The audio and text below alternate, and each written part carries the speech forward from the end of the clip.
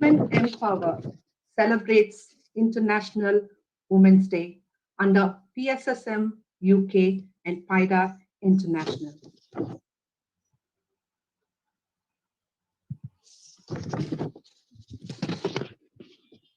I am the light. I am the beauty. I am the glory. I am the solitude.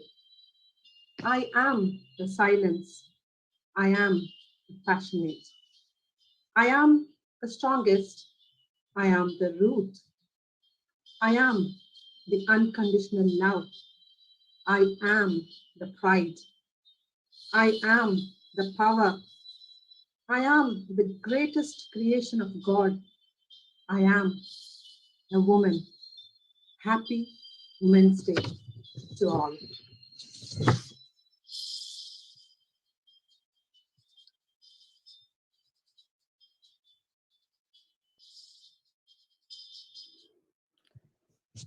Start చేసేసారా? Namaste, Namaskaram.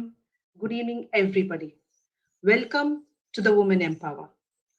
Women Empower is our new initiative to promote comprehensive well being and wellness for women for all walks of life. These initiatives aim at the intrinsic expanse of mind space, and mental health. A saying goes, strong woman stands up for herself. A stronger woman stands up for everyone else. So today, each of you are here for yourself and collectively for everyone else. You are a stronger woman. The afternoon program is an interesting mix of events related to mind, mindfulness, meditation, and yoga. Without any delays, the first one of them, as always, we begin with the Almighty. It's Kuchipudi dance by team from PIDA International to the rendition of Ganapati Stuti. And the dancers are Usha, Shushma, Saujanya, and Radhika, who trained under Srimati Padmavati. The dance floor is all yours, ladies. Dear friends, the remaining people, can you turn off your videos? So the only 4 people they will come on screen. Please turn off. Sri Garu, can you keep gallery view?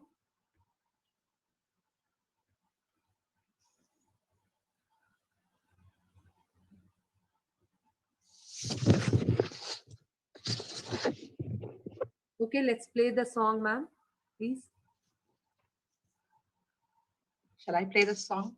Yes. Padmavati? Yes, please.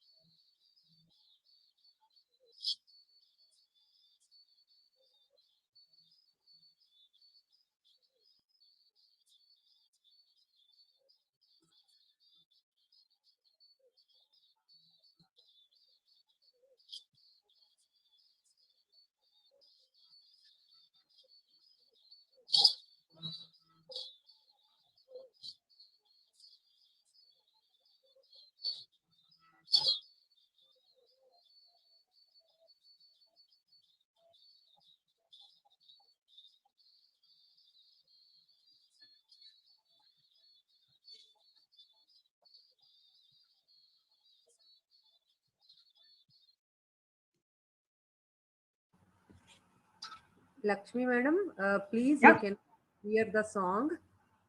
Yeah, it's already shared. I'm sharing the sound. Please, one more time. Okay. Sorry, sorry for the disturbance. In the beginning, it will take some technical challenges once the program flow starts. Can you check the sound now, please? No, cannot. Yeah, 1 second. I'm just playing it. Yeah. Yes. Can you hear that? Please continue. Yes.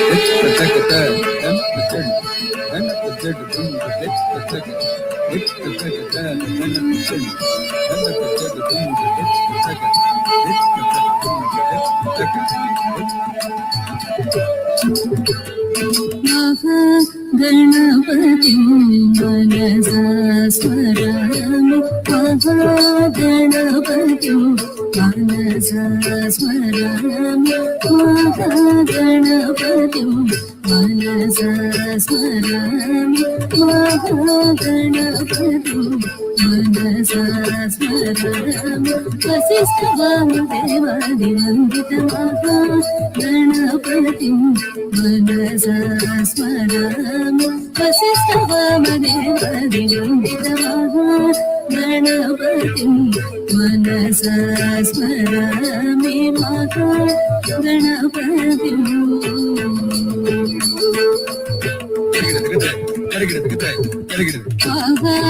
महादेवसुतं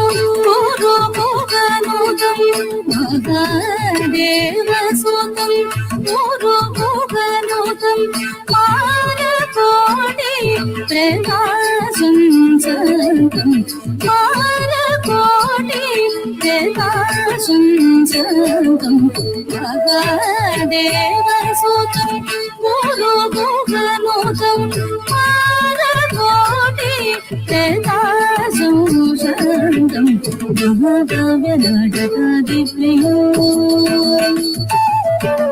महाकाव्यनाटकादिप्रिय मूषिकवादनमोदकप्रिय महाकाव्यनाटकादिप्रिय मूषिकवादनमोदकप्रिय पमगमरि सरि सरि पमगम सरि सरि गमरि सरि सरि सरि पमगमनि पमरि गमरि सरि सरि पमगमरि सरि महागणपतिं मनसा स्मरामि वसिष्ठवामदेवादिवन्दितमहागणपतिं मनसा स्मरामि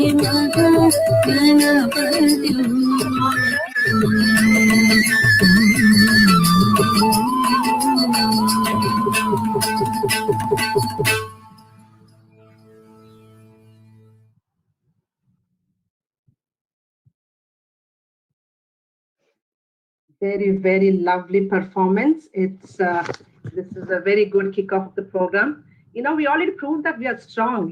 We have technical glitches, but we still started. So very well done, ladies.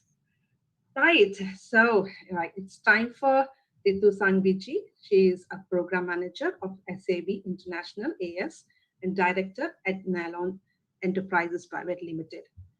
Rituji will lead today's guided meditation, followed by her wisdom sharing, garnered by nearly 2 decades.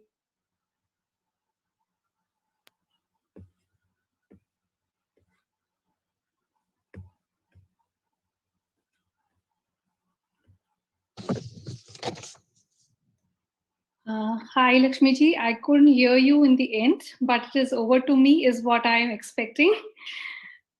Thank you so much. I hope you can hear me very clearly, everyone. I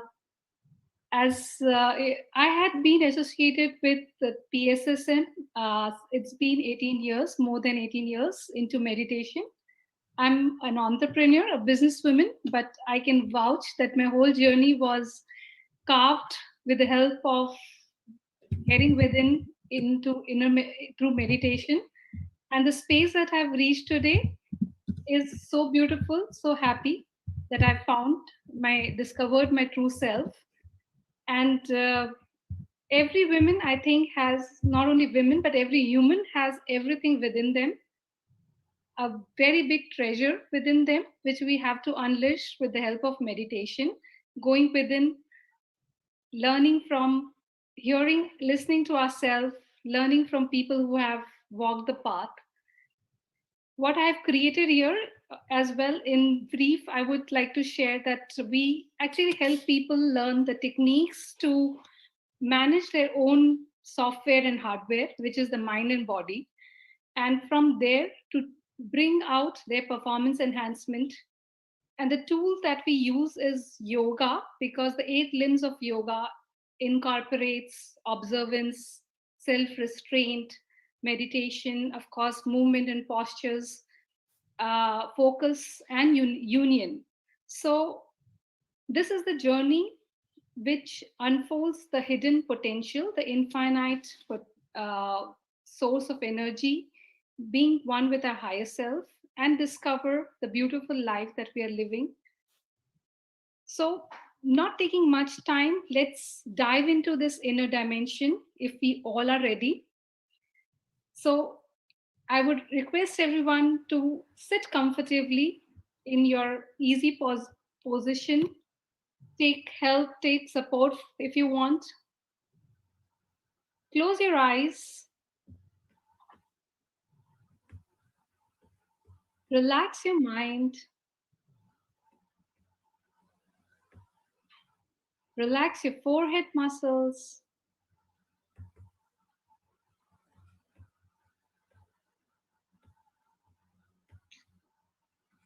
Go beyond your body and thoughts.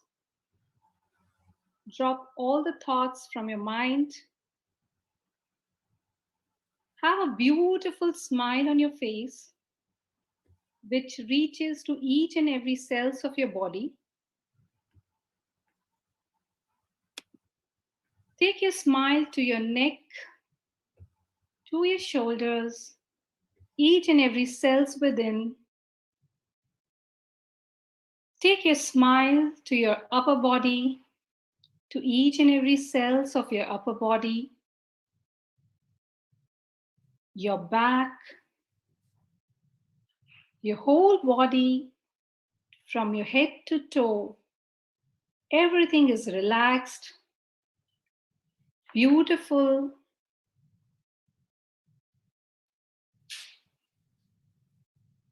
Now slowly bring your awareness to your heart chakra, which is between your chest. Your mind is fully relaxed, calm, quiet. And sustain the smile and feel in your heart chakra the blissfulness, which is unconditional, non-judgmental. Feel more and more love. Love is the highest dimension of frequency, and love is what is associated with women as the essence of being a woman. So feel more and more love. Open your heart. Feel the inner blissfulness. Relax all the muscles of your face. A sweet smile on your lips. And feel the love in your heart.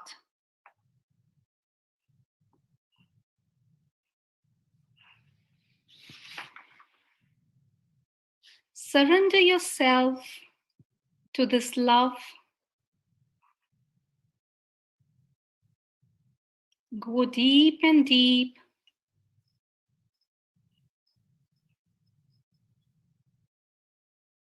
Be the love.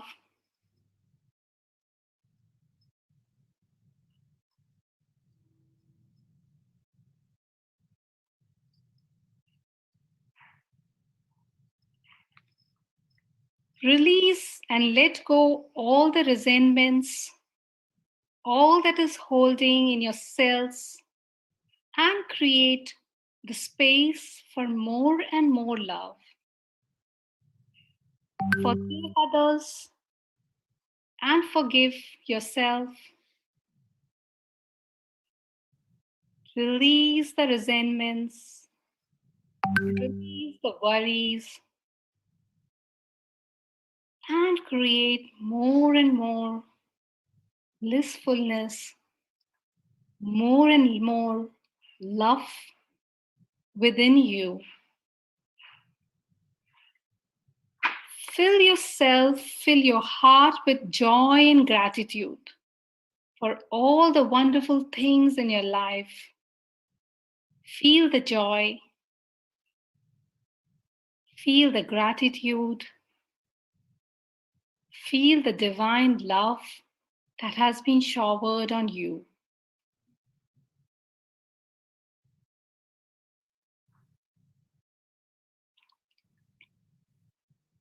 This is what you will define love.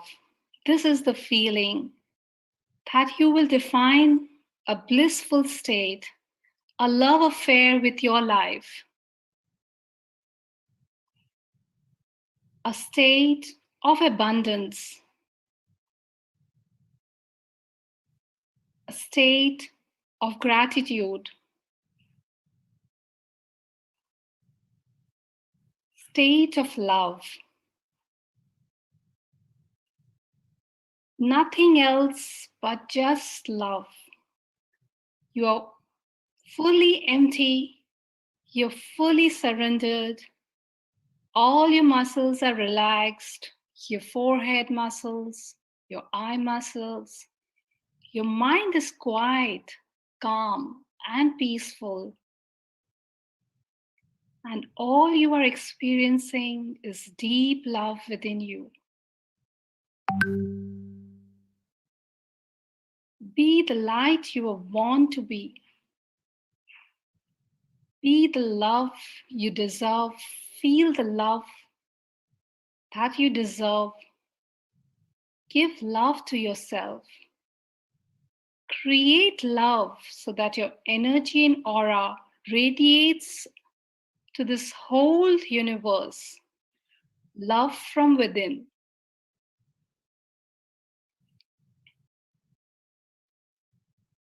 You're fully empty, fully surrendered, only allow this experience of blissfulness, love, and abundance expand and multiply manyfold. Go deeper and deeper.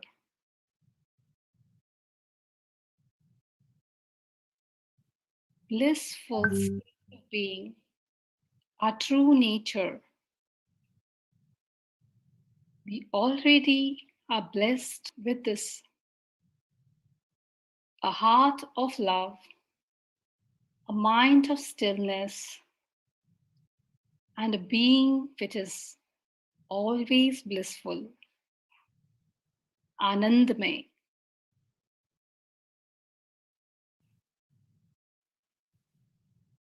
There is no end to this fullness of this emptiness and feeling of blissfulness.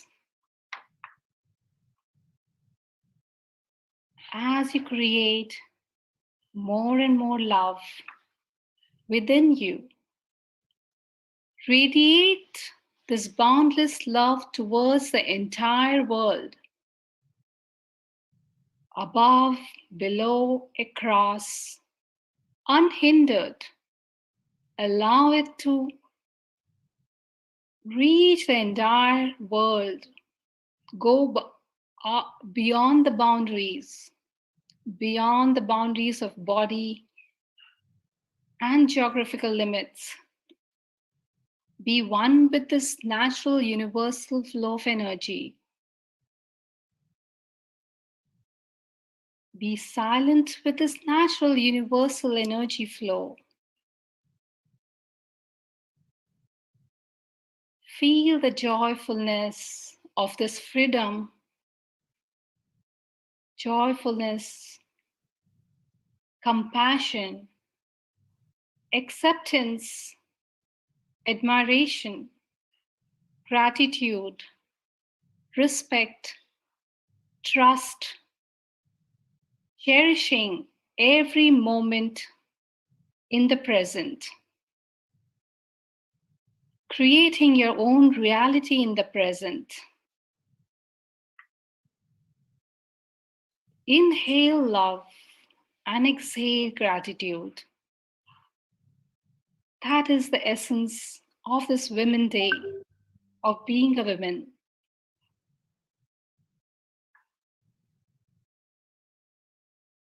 Deep into your world, the universe within you, blissful and full of love.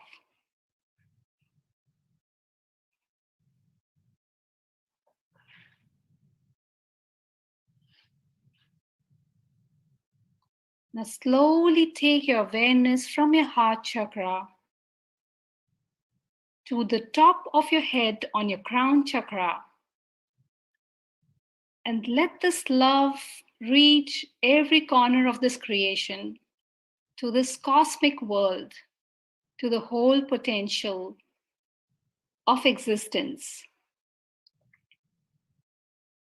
You receive love and you give love.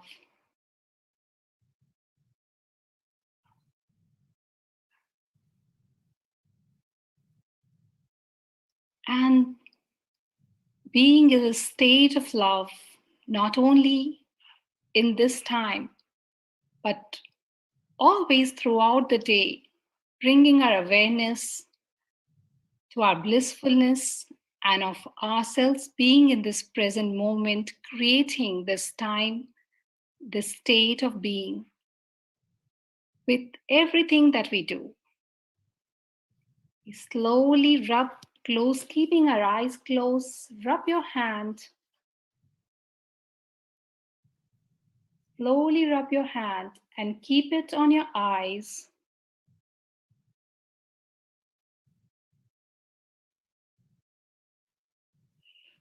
Meeting yourself once more, celebrating yourself once more before we open our eyes and attend this world with this inner blissfulness. You can slowly open your eyes. Thank you so much.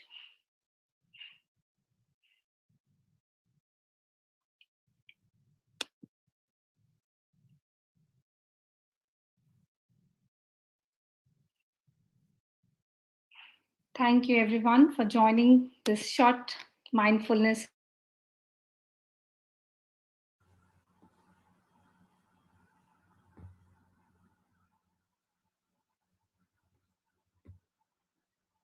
Not doing the anchoring. Oh, I need to jump there, but it's really, really very, blissful, as you said.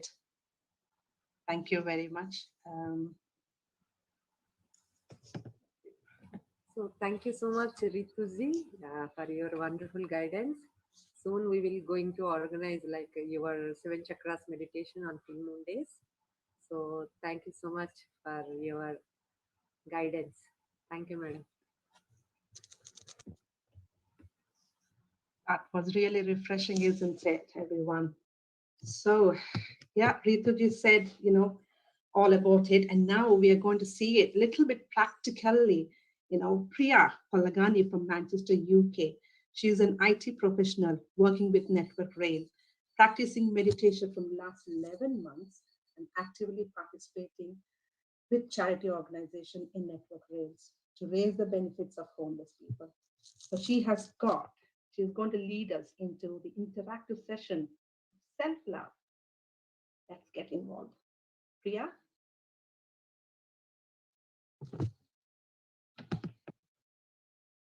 Yeah, just a second.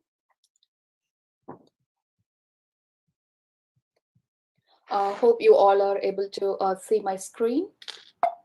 Yes, Priya, please, all the speakers, try to be little bit back because in YouTube live our head is not looking good. Try to maintain little bit. Yes, yes. Thank you so much. Yes, let's. Yeah. Happy Women's Day to all the beautiful women out there. And today we are going to explore a bit about ourselves through self-love after this wonderful meditation. And this is before we start, I would like to share a small story. This is a story of a Himalayan musk deer with really a powerful lesson. So now you may already have heard about musk. Maybe it exists in your fragrance or perfumes or deodorants as a scent. Musk is a kind of valuable, extremely fragrant salve that found in the navel of the musk deer. It's a habitant of the highest Himalayan hills of India. So at a certain age, the ravishing odor of musk secretly oozes out of the navel of the musk deer. And the deer becomes so excited at the attractive odor of the musk and frisks about, searching for where this fragrance comes from and searching everywhere for many weeks to find the source of the fragrance. Finally, it grows very angry and very restless because the deer is unable to find the source of the musk perfume and jumps from the high cliffs into the valley and trying to reach the source of the rare fragrance and thus plunges to death. It is then the hunter gets hold of him and tear out the pouch of the musk. You know, like this musk deer, how we spend our whole life searching for the happiness, the pleasures outside of us when what we are searching is actually inside us.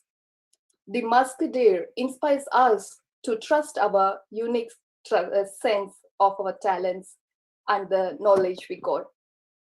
Real happiness comes from meaning, relationship, and connection with oneself. See, we all know we can't love someone whom we don't know. So how can you love yourself when you don't know about yourself? So and today we hear a lot about like a self-love and a self-care, but neither of these is possible if you don't have that self-knowledge or the self-realization or without the self-awareness about yourself. So let's quickly have a bit of activity for ourselves, just to know a bit of where we are in knowing ourselves. So just guys, what I will do is, these are the list of small questionnaire I have prepared for you and hope you are able to see my screen. And for each question, I will give you 10 or 15 seconds and you can mark it like yes or no, that's it, okay? So knowing about yourself will be the beginning of a happy and confident life of a good self-love, okay? So the first question is, have you ever spent time with yourself to understand or know about your likes or dislikes? Say yes or no, that's it. Your time starts now.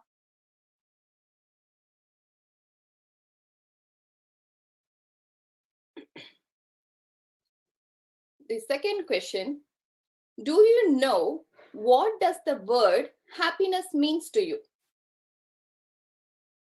What is worth striving for or what you're looking for? What is happiness? Your real happiness. Just think about yourself. This is about self-love, and this what we are doing this activity is to know about yourself, okay? So what does the word happiness mean to you? Yes or no? Okay. Third, do you know what are the things or actions that gives you energy? Example, listening to music, sports, meditation, anything. These are the things that gives you energy.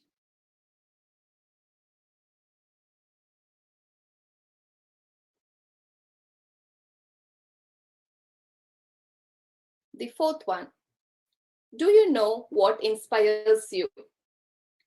What makes your eyes light up? Or say, yes, this inspired me, or this particular book, or particular activity, or particular a podcast or anything, or a person, anything. What inspires you?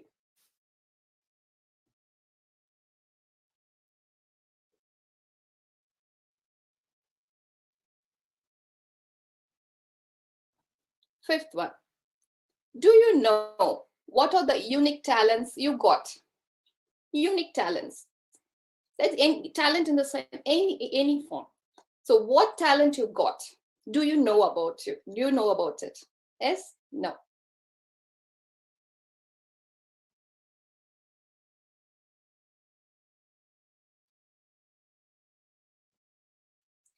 Next, have you ever thought of simplifying your life and focus on what is most important?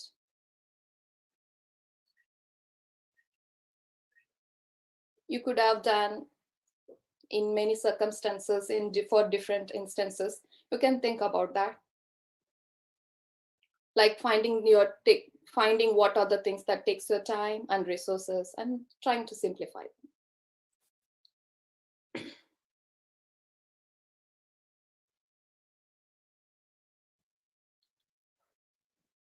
Next, have you been gentle with yourself when things didn't go as per your expectation? Have you been gentle with yourself when things didn't go as per your expectation? Okay. So and the final one, it's not in the presentation here. Have you ever said or felt yourself, yes, I love myself for what the challenge is, how I dealt with the challenge, or how for any instances that you have come across, that you felt like, yes, I love myself, I did it. That energy, did you say to yourself? Okay. If any of the answer is no, after this session, revisit this question. Ask yourself, why, what, where, how you can do it. So yes, answer that question. Surely, I bet it will help you in future. So let's move on to the next. So not everything, not everything is in our control. There are few things, but still there are few things that is in our control.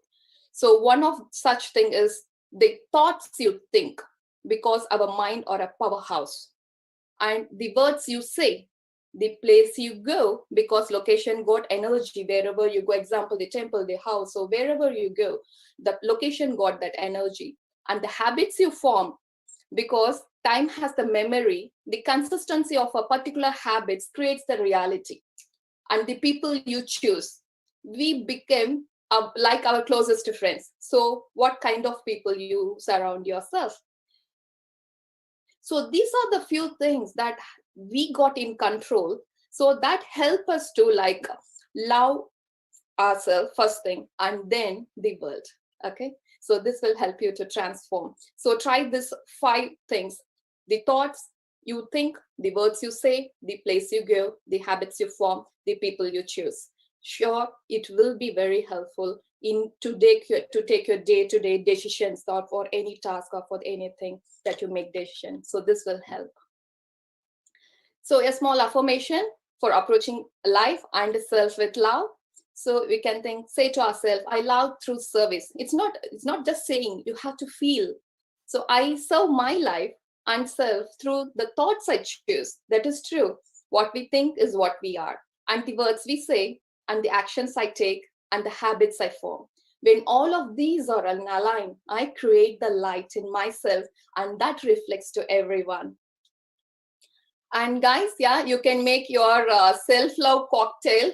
So yes, so you can create your custom cocktail for you, which is like healthy eating, meditating, gym time, creating, dancing, sports, or whatever which you like personally, which you feel, yes, I have to do this for myself so that I feel energetic, and my energy that vibrates to my family, and they will be happy and energetic, and it reflects that energy, the positive vibe, the love to everyone around us. Yep.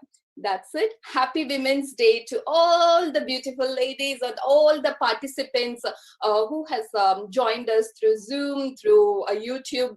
Really, I appreciate you for taking your time. Thank you. Thank you. Thanks for the organizers. Wonderful. Thanks for giving me the opportunity. Thank you. This deserves to play the opening music again. Yeah, sure. Why not? If you all can hear it.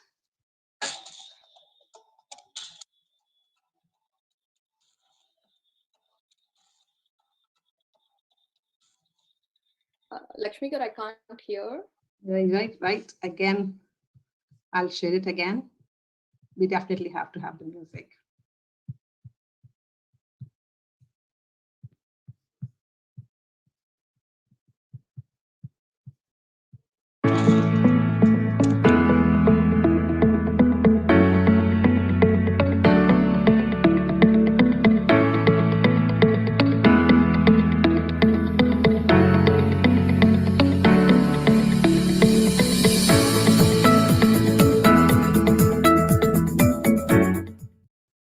Thank you very much, Priya. That was wonderful.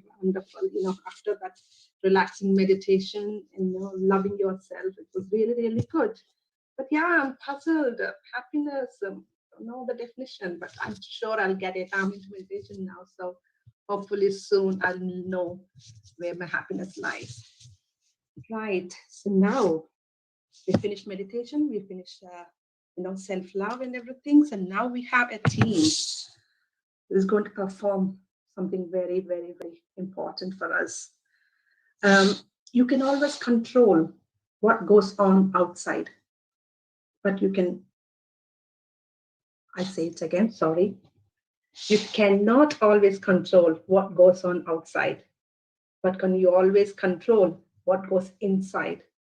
And that's yoga. Yoga, inhale the future and exhale the past. We have team from PIDA International performing yoga for us. Yes, dear friends, once again, I want to please turn off everyone, your videos. Only participants, turn on your videos, because remaining people, can you turn off your videos, please? Srilu Garu, can you keep in a gallery view, everyone?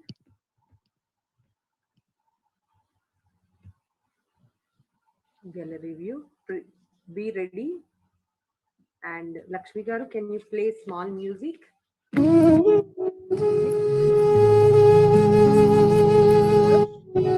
Be ready for the Paras.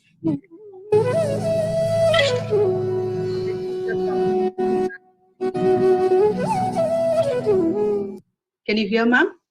Yes, I'm hearing, but little bit reduced because Okay. I'm seeing some instructions.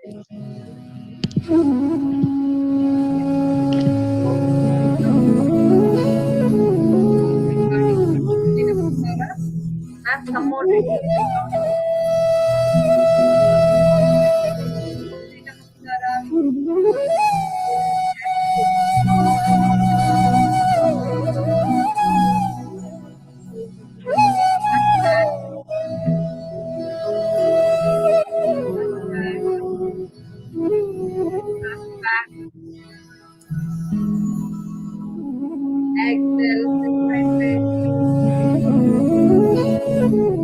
right leg back, left leg back, slide, drop your knee,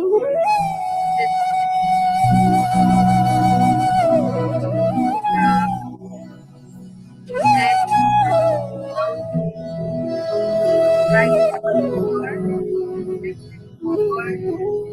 right leg, back, exhale, left back, right leg back, and drop your in, down,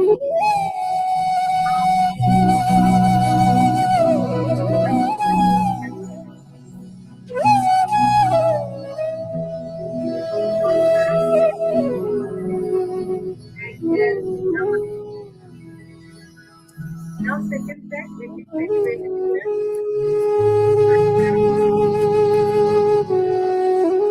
Lakshmi garu, can you reduce the sound? Maybe they cannot hear.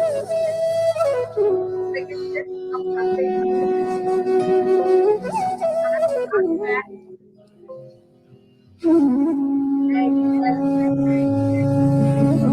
Right finger coming. Up back. Drop the back. Out there. Drop. Inhale, cobra. Out there. Right leg forward. Left leg forward. Bend, bend. Inhale, back, back. Exhale, bend, bend. Left leg back. Up your leg. Arch back. Rub your hand, leg back. Mountain. Rub your knee. Rest it. Inhale, cobra. Exhale. Rub your leg. Arch back. Right leg forward. Bend, bend.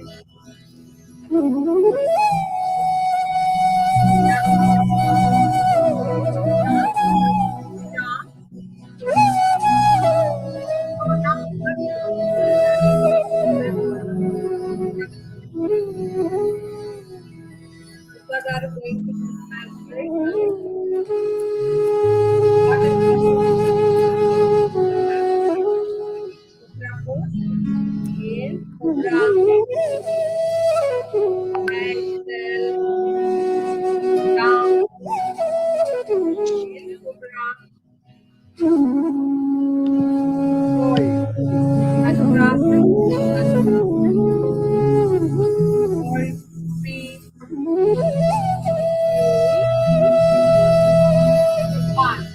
down, relax.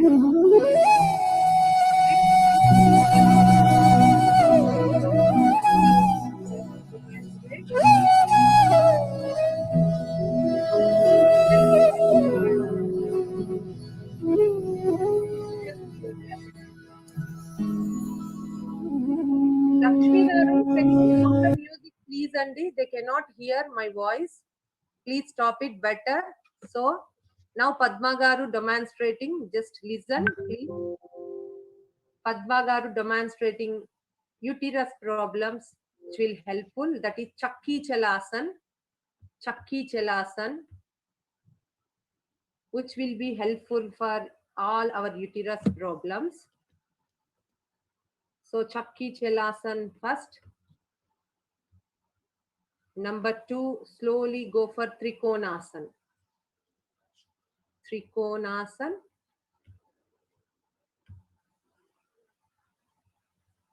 Now slowly go for Trikonasana. Please stand.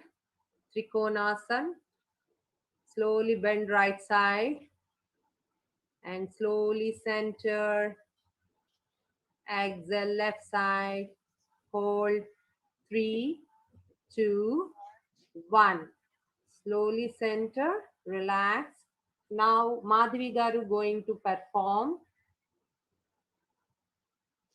gastric problems, which will helpful to reduce our gastric problems. So that one she's going to perform Pavana Muktasan. First Pavana Muktasan. Stay there. 6, 5, 4, 3, 2, 1. Now slowly go to the next fish pose.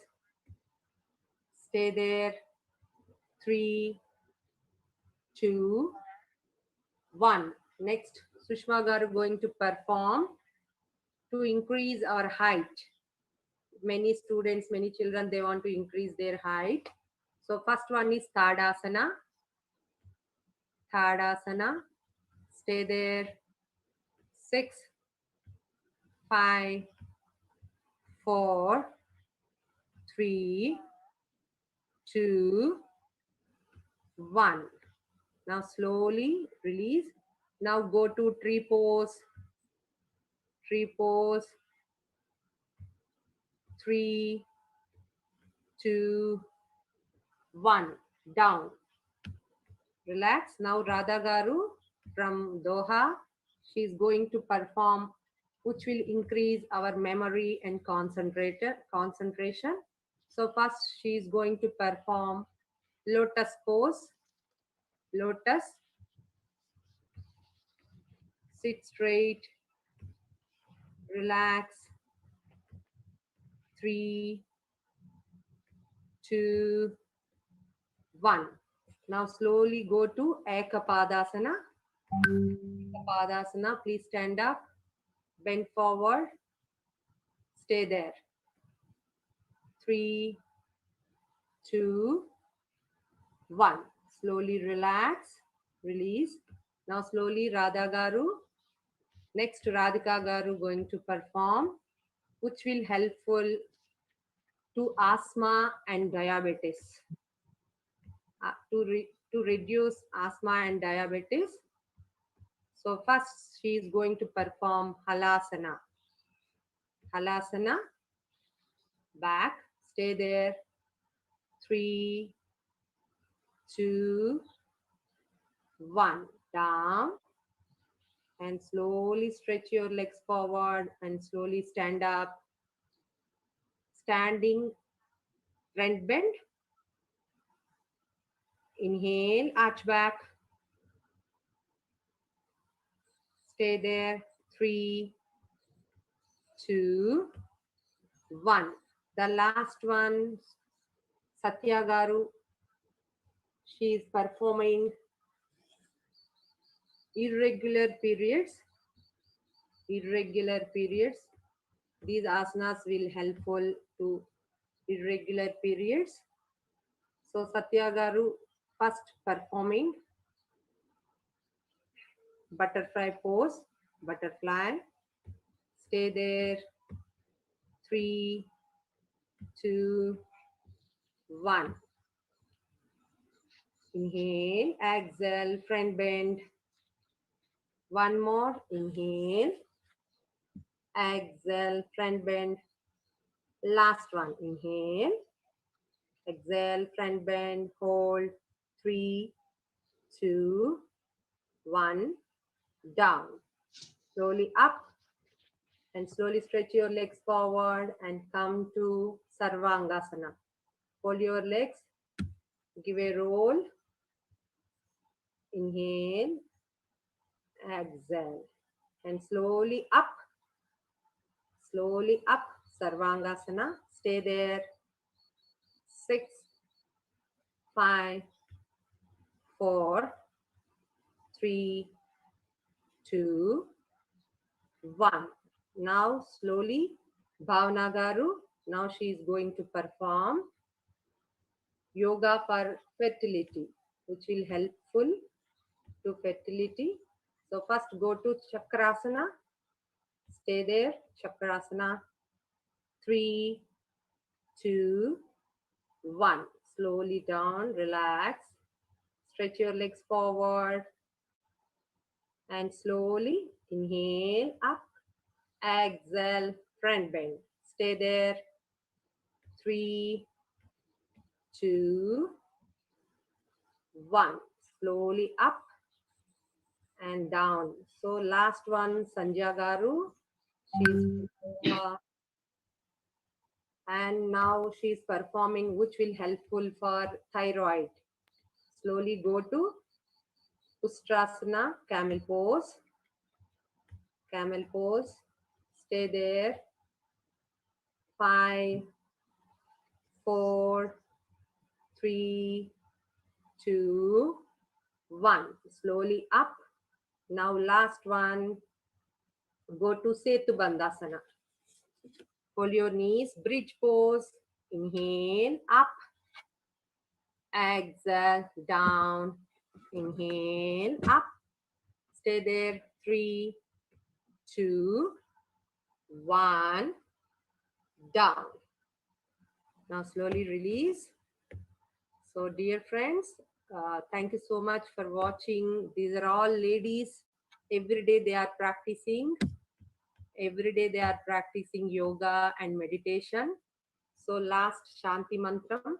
Om Sahana Vavatu Sahanau Brunaktu Sahaviryam Karavavahai Tejasvinavaditamastu Mam Vidvishavahai. Om Shanti Shanti Shanti. Thank you so much, ladies, for my request. You all done today inspired a lot for everyone. Thank you so much. Over to Lakshmi Garu. That's wonderful, wonderful, wonderful. You made it look as it's very easy. Thank you very much. It's a very good effort. I got some names here: Radhika, Radha, Shushma, Usha, Satya, Lakshmi, Bhavani, Sandhya. Very, very, very well done. Thank you very much for showing us all those poses. Right. We have next is we have Mallika Garu. She is into meditation about 4 months, and she has taken the challenge to organize 41 days meditation, and she is doing very well now. So I want her to say all about it, how she's doing it, and share all her about her journey and the motivation behind it. Mallika Vasugaro from Birmingham. Yeah. Namaste, Masters. First of all, thank you very much for giving me this opportunity. This is a wonderful, wonderful program. Thoroughly enjoying it. Yeah. So I'm Mallika. I'm from Birmingham. I started my meditation journey. Can you all hear me? Yes, Mallika Garu, we can. Yeah. I started my meditation journey just about 4 months ago. Yes, we have formed a lovely group in Birmingham, and we are successfully heading towards our 5th week of per day meditation program. The reason behind all of this, I would say, is support from the universe and from our senior masters to fulfill my pure intention of helping people by spreading meditation. This lockdown this lockdown time and pandemic has played with the people's emotions in one way or other. In my first 3 months journey with meditation, I have experienced immense bliss, peace, positivity, and my emotions were under my control. Having seen all these benefits with meditation, I had a pure intention to spread these benefits to all the people I know. So if the intention is true and it's for greater purpose, the universe will always help us. I strongly believe in that, and likewise, I'm receiving all the support I needed effortlessly. To me, it seems as though the path has been laid for this purpose. Before we go into my meditation journey, I'll share a little bit about myself. I'm a postgraduate in computer science from Hyderabad, India. My husband and I moved to UK in 2003. I chose to be a housewife to look after my 2 daughters. I'm thoroughly enjoying life, fulfilling my motherly duties. Apart from being a housewife, with the aim of keeping our Telugu culture alive and to celebrate festivals, along with few friends, I created a Birmingham Telugu group and organized a few events in the past. I'm also a spiritual person. In my usual day, I dedicate 2 to 3 hours to listen to Puranas and Pravachanams. But before, I never thought about meditation Until 4 months ago, I used to think one needs to be with a guru to meditate. So I never did meditation. I did not know any meditators at all until last November. Yeah, that's about myself. Now I'll tell you about how I entered into meditation. My mother, who was in India, tragically passed away in the month of August due to an accident, and I could not go because of this pandemic. I was grieving, and I came across about yoga classes online. I have joined the course, and at the end of the course, Yoga Guruji introduced us to a simple meditation, which was only for 10 minutes. But I experienced immense peace.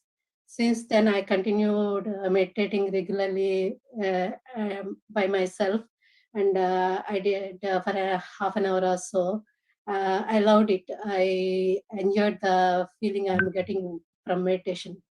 Exactly at that time, I came to know about our women's group in Manchester, and the PMC Breath Meditation group, and through a message in our local WhatsApp group. So I have joined that group, and I was amazed by the world that Patriji has built for us. I wondered how I missed all this. When it is right beside me,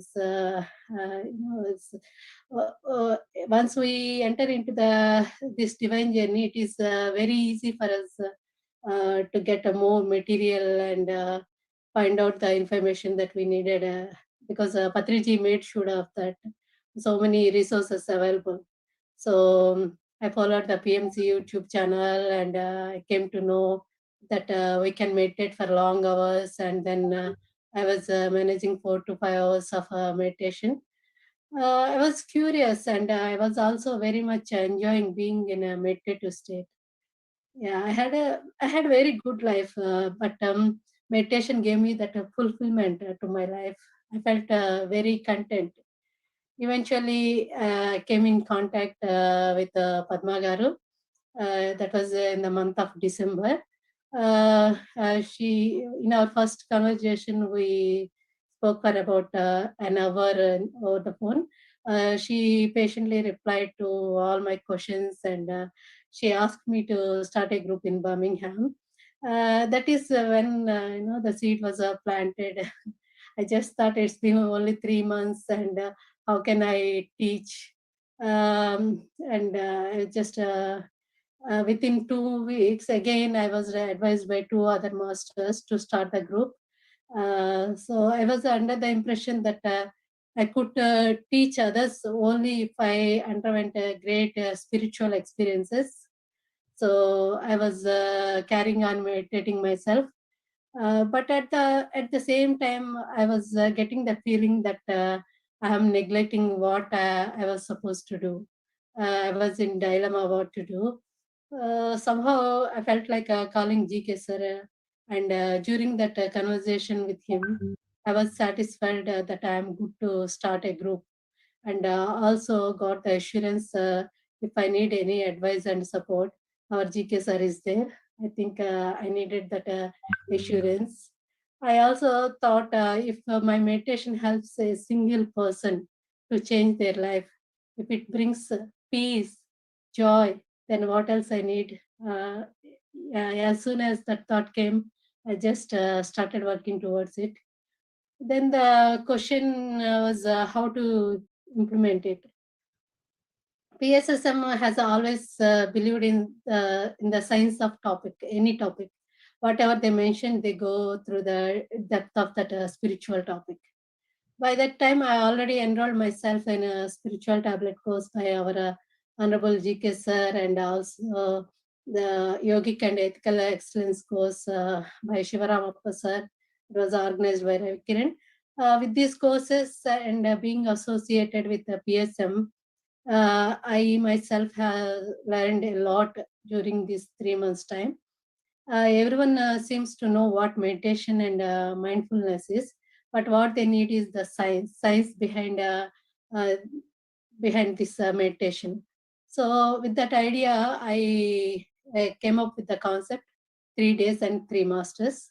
It was Sunday I spoke to GK sir, and within 5 days I made all the arrangements, and the workshop started on Friday. In the third day workshop, I have explained about meditation. Sorry. So I have explained about meditation in terms of quantum physics, what are the advantages of a meditation, and how to manifest and heal with meditation. So with all these topics, all this I learned from our GK sir's spiritual tablet course. There are all this, for the 3-day workshop, I have invited a master on each day to share their experience. It was a 1-hour program each day. For first half an hour, I delivered a science presentation, and next half an hour, guest speakers shared their experiences. Combined with the science and experience sharing, our workshop has inspired many of my friends.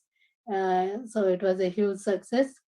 My idea initially was just to have a 3-day workshop, but after seeing their enthusiasm and interest, I decided to organize a 40-day meditation program. So I started a first session on Monday, and our sessions are 5:30 a.m. to 6:15 a.m. There's a 40 minutes meditation and 5 minutes wisdom sharing. It's been 4 weeks now, and we have two more weeks left. I have been sharing my knowledge that I am learning from 11.1 course to all my friends. My group members are amazing. They are really, really very good, and they are really great masters. My heartfelt gratitude to them for giving me the opportunity to conduct meditation sessions for them. Yeah, very special thanks to Padma Madam, who has been supporting me by answering my calls and providing the material that is required. Also, I have been inviting various experienced masters to conduct the sessions twice a week. Yeah, a special thanks to all those masters who kindly agreed and took sessions for us and cleared all the doubts for us. And my gratitude to Patriji, Brahmashi Patriji, and GK sir, and all the PSSM masters for supporting me, and all the meditators. My intention was to ignite the spirituality in the souls that are waiting to receive it. I know that the ignition will take them forward to pursue on this path of inner journey, which is a journey towards their true destination. So, friends, if you keep thinking about it, you are never ready. Just go for it. Let's just do what we have to do. In my case, it is helping others by spreading meditation. Especially in UK, most of the people are financially okay, but what they need is inner peace, which can be attained only through meditation. So I'm sure so many of our friends are waiting for that inner peace. So let us do our best to make this world a meditation world. Hope my journey has inspired some of you to pursue the new things that are waiting for you. And yeah, that's all from me. And thank you all, and thank you very much PSSN team for providing me this opportunity. Yes, it's a wonderful program. I'm thoroughly enjoying Lakshmi Garu. As you said, if we have meditation, we can do anything. Yeah, we can find happiness, and we can achieve anything. Thanks again. Thank you. Thank you. Thank you very much, Mallika, and good luck. You know, you still have a few more weeks left to finish your thing. I'm sure everything will, come out to be good. Thank you very much for sharing your, experience and everything. Now it's over to Lata. I'm just going to pass it on to Lata. So thank you very much, ladies, for joining. So keep tuned. Lata, over to you. Thank you. Thank you, Lakshmi Garu. That is an awesome anchoring, Lakshmi Garu. Thank you very much. Thank you. It is a great privilege to introduce our next guest, Laura Evans. She is a conservative candidate for the Greater Manchester Mayor. She is a passionate believer in making our economy stronger and our society fairer. She gave her service as a former cabinet member and village ward councillor in Trafford Council. She wanted to be the first female elected mayor in the UK and was elected by the Conservative Party members. Laura Evans has a positive attitude. She can overcome obstacles. She is a strong-minded and very soft nature and soft-hearted. She has integrity and she has a balance in her life. Let's welcome our superwoman and amazing visionary, Laura Evans.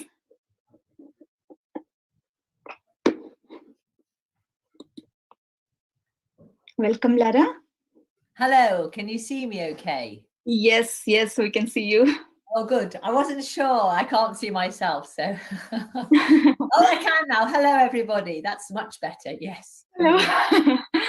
Thank you for that very, very lovely introduction. I only hope that I can live up to it because it's quite big words there, very much so. We believe it. Thank you. So I don't really, I'm not sure how much or how little you wanted to know from me today, but I did think it was important to be here. Clearly, it's a lot to take on that we have, International Women's Day. We have a lot of voices that we need to hear. And I think it's also very important that people are aware that it's not such a difficult journey to get to have your voice heard in lots of different ways. And for me, mine was more about, I was born deaf with a speech impediment, really bad hearing. I didn't have an easy childhood. And so I was very involved in my children's life. I've always been involved in everybody. I'm a nosy neighbour. That's a terrible thing to say, isn't it? But I am very nosy. So I was always a doer, very involved in litter picks, local issues. And so for me, it was more about just thinking, well, when I didn't see something that I liked that wasn't going well, that I should do my bit. And I think when I was listening to sort of your sort of well-being and my well-being and my sometimes my heart is fixed by doing litter picks or solving local issues or helping with issues. And sometimes if I focus too much just on myself, I become extremely, it doesn't help me. I need to focus on other people, and that always makes my life feel a lot more satisfactory, and I feel blessed because I'm able to give, and so many times by doing that for somebody else you gain such a lot. And I know that I'm very inspired by other people who are so selfless and who champion and do things. So for me, it was really, I wanted to change things both locally, and then the opportunity came to change things nationally. We don't have anywhere near enough women's voices. That's a fact. And I think that we should definitely focus on ensuring that women are able to have their voices heard. I think that we're very, very talented. We have such an amazing amount of skills that, I mean, I'm probably going to get shot for this, but that, I think we have a much more ability to run a family, a business, our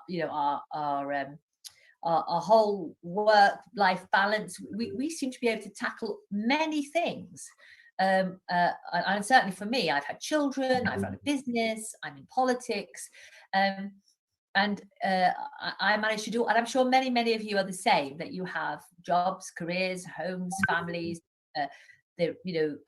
parents that you're dealing with all at the same time, and we do it fairly well.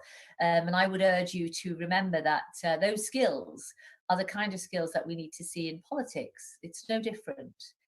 To be able to move forward, to change an area, to inspire, to invigorate, to be able to change those things that matter to people because you understand them. That's the way to do it. And I think many, many women understand many, many issues that we have and that we can fix.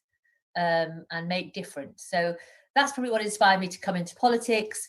The mayoral campaign is a very big ask, because obviously we have Andy Burnham, who is the mayor at the moment. I think he has failed in his job.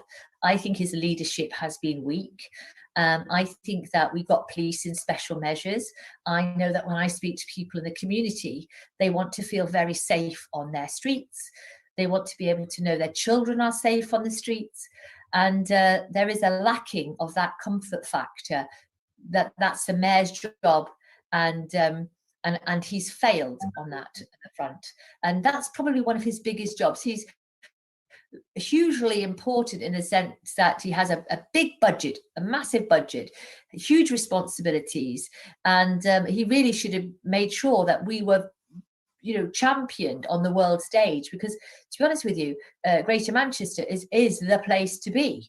We are very, very well located. We have a great diverse community, and we have good infrastructure. Our airport goes to more destinations than any other airport in the country. So there's a lot to sell about Greater Manchester, but I'm not sure we're hearing it being sold. And I would like to sell it better. So we get a good global vision. We're open to all communities. We're open to all businesses. We have safe streets. People want to move here. Great education. And working with the government. And he'll never work with the government because the government is Conservative and Andy Burnham is Labour. And they will never work together, and that will hold us back. So that's part of the message. But really for today, for you lot, I would really like to just say that if you are at all interested in politics, if you do get bogged down by basic stuff that annoys you locally, you can't just sit there and complain about it. You need to step up, step out and get involved and do something about it. And that's how I got involved. And I urge all of you, and don't be held back. I am not, I'm a striver.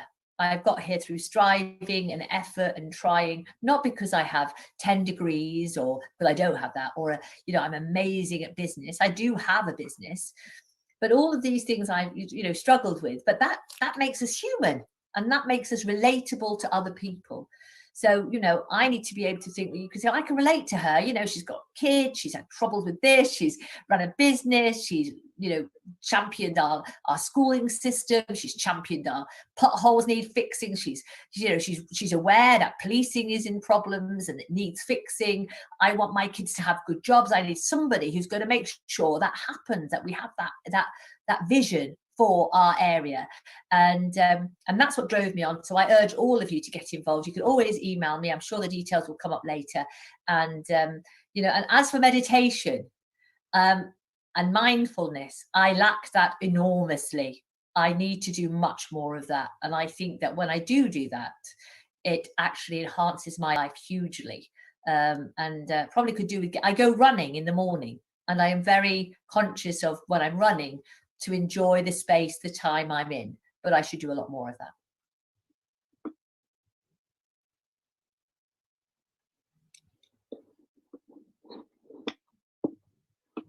Wow, thank you. Yes, thank you, Laura, for taking time and being with us for this Women's Day celebrations and give such an inspirational speech. Thank you very much.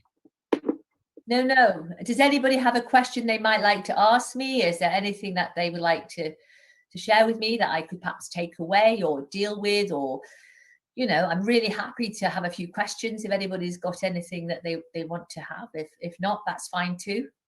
Yes, Olivia. Is anybody having any questions? Please ask.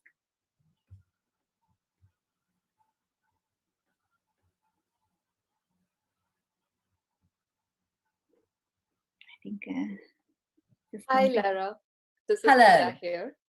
Hello. Hi. Really, your speech was inspiring, and now we know a bit more about what you guys are doing. Really, thanks a lot for that and taking effort on behalf of us. I got a question. As part of women empowerment, might be we may not know what we may not be aware of a few things that governments are doing. Is there anything that is any activities are going on related to that? Yes, it is really hard to keep abreast of what happens every day, but there is a government website that issues what the government has done, for example, in the budget. Now, the budget was a very interesting read. And I don't care what anybody says, whatever colour politics you have, whether it's your Labour, Conservative, Lib Dem, Green, if you cannot possibly run a business, you cannot possibly be involved in anything really, I don't think in even life, without knowing what is going on in politics. It so affects you. It affects where you live, it affects what your council tax is, what you pay, where your streets are safe or not safe, whether or not you've got job opportunities, all of this. So in the government recently, in the budget, there was a lot done to make sure, as an example, furlough schemes. Now, whether you like the furlough scheme or whether you don't, it is a way to make sure our businesses survive. And so that money that has been given out every month to the businesses and to the people who have furloughed their staff has been hugely important. And it's made such a big difference to us to be able to reopen once we've had the vaccinations, and that we've obviously got a position where the R rate is low enough, and as we are seeing, as kids go back to school. Now, these decisions, even about your children going to school, is made by the government. It is a decision that's been made because obviously they've got the data together and they've said this is probably what we should be doing now, and obviously led by the science, making sure that people are getting back on track and getting back out to work. Because for sure, you cannot run a country, you cannot possibly hope to run a country if you don't have money coming in, if you don't do commerce, if you don't have businesses, because that's how it works. It's a circle. Yeah. And so the government website has all that data on it, but also newspapers, social media. You can follow me Facebook, but even if you just take to making sure that you listen to the news. Yes. And some of the news, obviously, it's difficult because it's a bit biased sometimes, but there are plenty of people out there who, like me, post fairly middle of the road stuff to make sure that people are aware. I put a whole video up about the budget the other day. There's masses of stuff in there that will make a difference to where you live and what you do. So, for example, if you had a Labour government today, they will be closing the grammar schools. End of. That is not an off the cuff comment. That is a fact. They do not agree with grammar schools, or they do not agree with faith schools. They do not agree with academies. They want what's called a comprehensive one-size-fits-all school. So that's a seismic difference between us as a Conservatives and any other party. We believe in free schools for everybody. If you want a faith school, academy school, music, grammar school, you can have the lot. So that would really make a difference to your life, how you felt about something, your children's lives, and what you believed in yourself. But if you don't know that that's the case, and you just, then that's why the manifestos are really important. There's an easy version on everybody's website. So if you have a look at the sites of the Conservative Party, they've got a version of their manifesto, the Green Deals and all the positive stuff. So it is a bit of in-depth learning, but there are seismic difference between Conservatives, Lib Dems and Labour. It makes a difference, and it makes a difference to your life, your cash in your pocket and your children's opportunity. So it is very important to keep abreast of it. Yeah, thank you. Thanks for the response. All right, then. Take care. Thank you very much. We have Namrata Bedi. You have a question, Namrata? Thank you. Yes. Hello. Hi, Laura. I'm Namrata Bedi. I work for Co-op, and I'm a single parent, and I'm an Asian. So I've got this different intersectionality going over here. So my question is, last year, with George Floyd's death, a whole movement started with the focus was on BAME communities a lot. As part of your agenda, where does BAME opportunities or anything to do with BAME policies is on your priority list? And as a mayor of Manchester, would you be prepared to share the details on gender equality and pay gap within the council? That's a very interesting question. So within the council, it's slightly different because that isn't within my remit particularly. Within the BAME organisations and the BAME communities, that's really important to me. I think that the fact is, at the end of the day, it is unrealistic if you actually think that you would not see it as a whole. So Greater Manchester, we must view as a whole. So where we look at it objectively, we have so many different and diverse regions, so many different diverse people, but generally speaking, it's got to be inclusive and open to all. And that's probably one of my biggest agendas. It always has been. I think inclusivity is vital. We need to hear everybody's voices. And so for the Greater Manchester Mayor to be able to operate fully, has to have good council chambers. And in those council chambers, we have to have good councillors. And you have to get yourself elected to do that, because that's how we operate. And so if communities aren't encouraged to step forward because they don't find it frightening, because it is frightening. I mean, let's be honest, you've got to sign up and get involved and pick a party, and if they're not hand-holding you through that, if somebody isn't reaching out and saying, come on, and I've done a lot of that in my time, both with our youth, because that's really important, but with all types of people, we have tried to involve. And I suppose I'm a little bit more pushy for women, to be honest with you, because they are very shy at coming forward. So I can't really talk about your life, can I? Because I'm not living it. Only when we talk can you tell me what I need to do better. Only when we have those conversations. And if I'm not getting to you to talk to you, then we've got a problem. And I need you then to be able to step forward and say, well, I see it this way, Laura. I don't see it that way. I need you to do more about this. And now, one thing I do know, that as the mayor, you have this ability to make sure the streets are safe. And one of the biggest messages I'm hearing is people don't feel safe in the streets. We've got to sort that out. On the other side, early years is very important. That's part of the mayor's responsibility, to make sure that kids are school ready. And we're not doing particularly well in that front. And then we've got regions where we know we've got more depravity than we have in other areas, and we need to make sure that that is resolved. So there is overarching, the mayor should be taking considerations for all the things we talk about here, as well as housing, as well as making sure that we're prosperous. But I also think that there is a responsibility of me to be open to conversations like this with you, but more for you to say, actually, she's asking me to get involved. And that's really what I'm here to do today. We want you to be involved, and it's really important. And then, we can understand the differences, work out where we've gone wrong. And, it's clear that we have gone wrong in loads of areas, and we will always go wrong. But the point is, working together as a community, we can put it right. And I think that's what's, and make sure it gets better for each and every generation to be able to step up and say, so it's second nature to them. But all those voices. So there is a difference between the councils working, me working with the councils, and councillors getting on board. And we've had a lot of councillors come on board more recently, and their voices are being heard. And it's the only way we do it democratically. We vote. We don't just do it with a rip down of a statue. We do it by a vote, and we should continue to do that.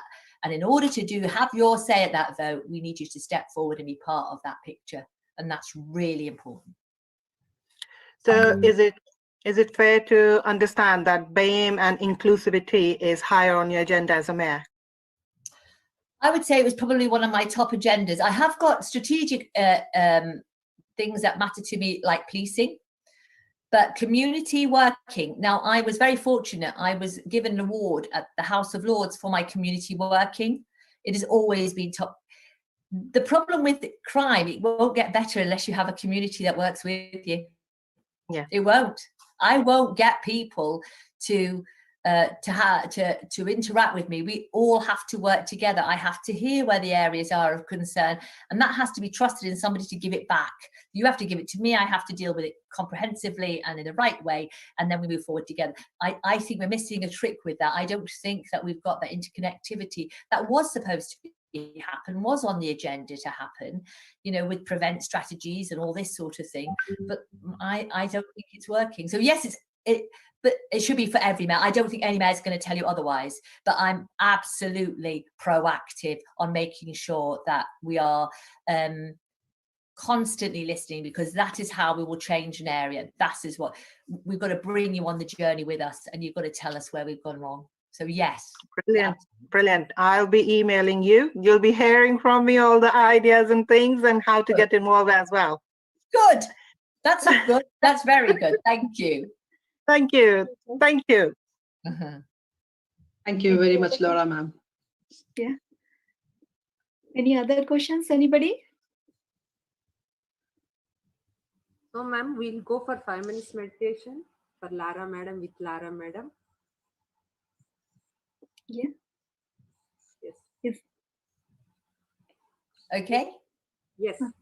Please, ma'am. Thank you so much for joining. Just we will do 5 minutes meditation. Okay. Sri Garu, can you please guide for meditation 5 minutes? Sure. Okay. Hello, friends.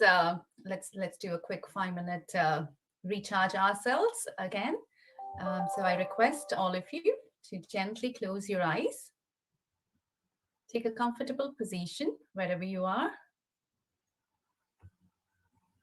Gently close your eyes and observe your normal, natural breath.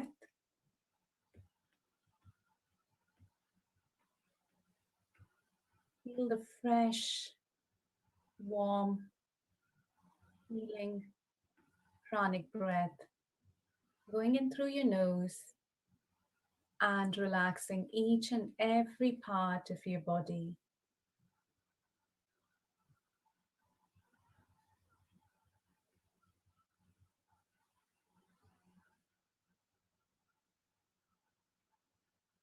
Going in through your head, going in through your head, relaxing and energizing each and every cell in there.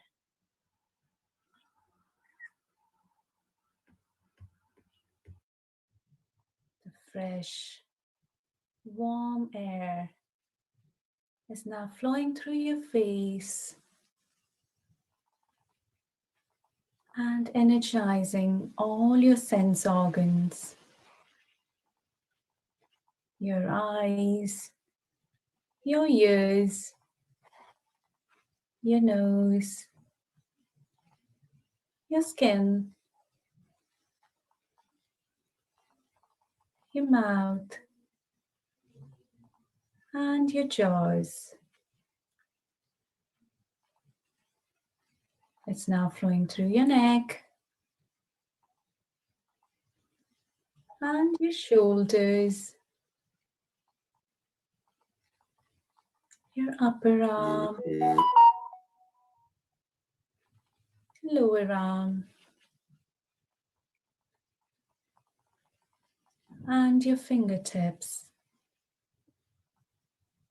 And again on the way, relaxing and energizing all the cells on your body.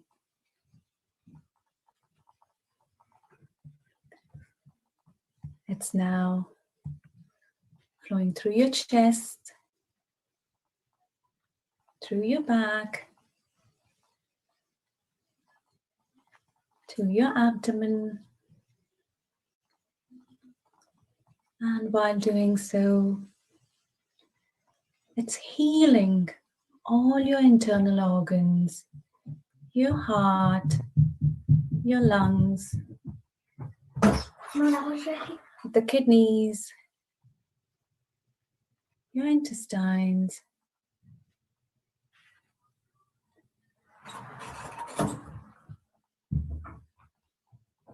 And it's now flowing through your buttocks,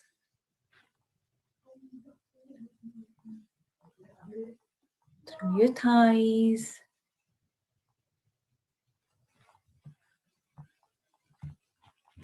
your knees,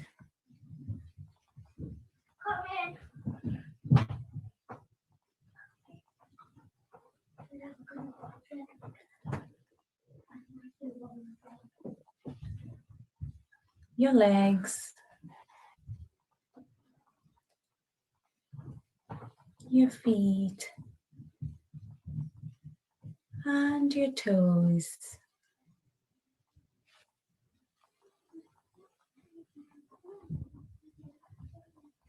Now your body is fully relaxed and energized with this pranic breath. We'll continue for 1 more minute.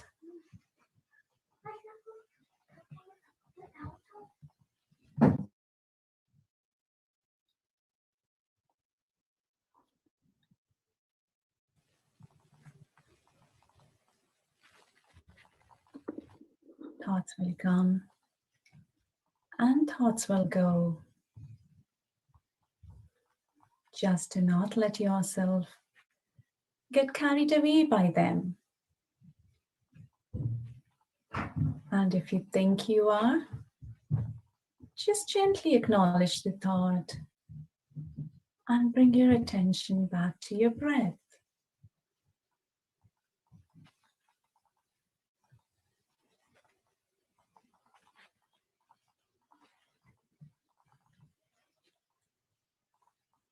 Wonderful, friends. Last few seconds.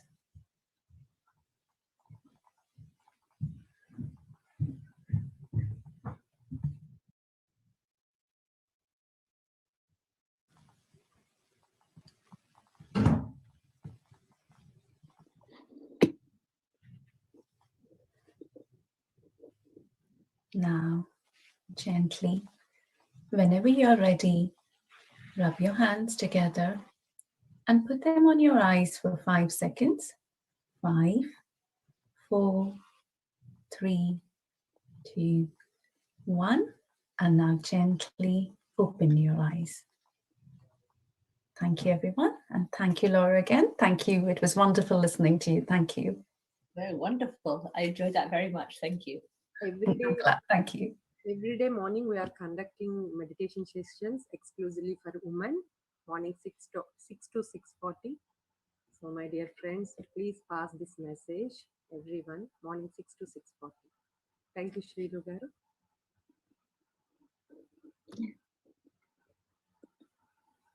That is really inspirational speech, Laura Evans. Is there any other questions for the Laura? There is a question here from, is it Varna live in M33, need to know, have we got enough school places for primary school children as many such buildings are being converted or refurbished? Well, no, the answer is we don't know that. So I've had that question said to me, and no, there is no school place provision plan. That's something that we've been looking at very closely in Trafford to make sure that we used to always have a school place provision, but now they seem to think it's okay to say that they're going to be out of the area. Unusual as this might sound, but actually at the end of the day, school place provision is down to the council. So if they are building places, and we know we need places, then they must supply adequate school places for those children to go to school to. Otherwise, they will cause out overcrowding in our schools, which will cause more problems for the children and for learning. So, you know, we have to look at that objectively and say that, as it is, my son went to Altrincham Grammar School, and I was very proud to have him there. I was very involved in the school as well. I urge everybody not to be too busy, but to get involved in that, supporting the school. There are always needs for events, and they're always very welcoming. Yes, but they have a corridor. They have a system of one way around a school because it's so packed with children. So yes, that is something that is of concern. I think Kaushik will be able to tell you more about that, actually, because he's obviously very aware of this, we have discussed it. So maybe that's something to look at, but we will be making sure that there is adequate school provision by any means possible. But we are in opposition in Trafford, so that makes a difference here. But in your own, so if you're a Trafford resident and those are your issues, there may not be the same issues in other areas. And I wouldn't want to say that, but if you are in M33, then it is an issue for you where the school provision places are. And it's something we will be challenging the council on in the chamber regularly to make sure that they do something about it. So I'm going to another meeting now, but I'm really happy for you to email me, and I'm so inspired. And you could almost, well, it's very relaxing, isn't it? Which is not the way it normally is in my day when I'm having a Zoom meeting. So I'm quite relaxed. And thank you so much for all of your support. And any questions that you have to need answering, let me know. And I'm inspired. I have to tell you, I'm inspired because you all look so beautiful as well, which your dresses are amazing. And so I thank you for bringing such beauty to my day as well, and for having me. So Take care. Thank you so much, Lara ji. And our team is ready to come and teach meditation sessions for children, and anywhere, any place. Our team is ready to teach meditation and mindfulness sessions. So that is.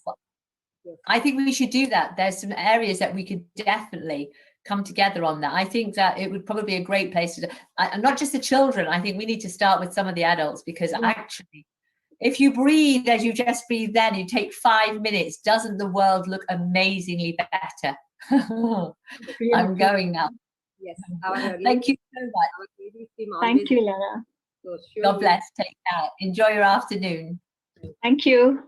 Thank you for taking time and being with us. No, you're welcome. Thank you. Bye-bye. Bye. Bye. Now, thank you, Sri, for teaching the meditation for 5 minutes. And I want to introduce you properly now. I'm pleased to introduce our next guest, Sri Marni from Telford. Currently, she is working as a product delivery manager in an IT consulting firm. Started her meditation journey around 7 years before. Through this, she had found the meaning of the happiness, which previously she tried looking in materialistic things. Since she has been involved in running sessions at her workplace and taking mindfulness sessions for the kids at the local school, she truly believes what the great Dalai Lama told us. If every 7-year-old in the world is taught meditation, we will eliminate violence from the world within 1 generation. Sri is a fantastic meditation master. She always amazes me. Whenever she does guided meditation, I don't want to come out from the meditation. We want to stay that peaceful atmosphere for some more time. Please welcome Sri and talk about importance of the kids meditation for us. Thank you. Thank you so much, Lata, for the wonderful introduction. I'm glad you enjoy those sessions. Thank you again. I always love it. Thank you. Hello, friends. I'm back again. This time to talk about how mindfulness and meditation helps kids. And you all might be wondering, on this day of, on the eve of Women's Day, why are we talking about kids meditation? But I think most of us are mothers here or associated with kids in some form or the other. And you all probably realize that until they are happy, we are not happy. So we are very much connected to children in our family, children around us. So which is why I thought about talking about how we can inculcate the practice of mindfulness or meditation among kids and what kind of benefits that brings to them. So just to take you back, you were a new mother and you had a little baby, a boy or a girl in your hands, and that smile, when that child smiled at you, that little baby, you knew that smile was coming from deep within the heart. There was nothing artificial about it. It was coming through that deep piece of heart. And that baby was living in the moment. every minute with no worries, no tensions, no fears. You all know that. But what happens is as we grow up, we get conditioned by the society. We get conditioned by the belief systems around us, and that starts shaping our personality as we grow up, and thus shaping our personal reality as well. So we, in a way, even without wanting, we start believing in the society than we believe in ourselves. And this happens, all this conditioning starts happening as we grow up. But a child less than 5 years doesn't need to meditate because they're always in bliss. But after 5, they start going to school, they start getting the company of friends and teachers, and they start receiving things from the society, which starts shaping. And I was listening to something this morning which really caught my attention. That child, once he or she steps into that school, is like the raw clay, ready to be molded into a beautiful pot. But that molding is happening by, their parents, the teachers, the society as a whole. And that child is getting molded, that clay is getting molded into one form or the other. But as you grow up, that child realizes that's not the pot he wanted to be, because he gave the authority of getting molded to everybody else except himself. And what meditation does is it makes you realize that you are the potter who can make that pot. You have the right of your own life. And that pot, that clay, that wet clay, can be molded into a pot that you desire, not anybody else desires. And that's a great skill to teach our kids. I started meditating 7 years ago, but when I look back, if I knew about this when I was a child, I probably, whatever I have learned through meditation, it would have shaped me so much differently if I had learned it since my childhood. And that is where my passion comes about, taking this to kids, into schools, into other curricular activities as they grow up. So coming back to the kids, the meditation for kids, let's look into a little bit research that has happened to find out what the effect of meditation and mindfulness is on children. So there is this, there's a research done by Learning to Breathe. There's a program called Learning to Breathe in the United States that has done sessions in schools for 17 to 19-year-olds. And what they have found is doing mindfulness and meditation has showcased a decrease in the negative effect and increasing in calmness, relaxation, self-acceptance, emotional regulation, awareness, and clarity.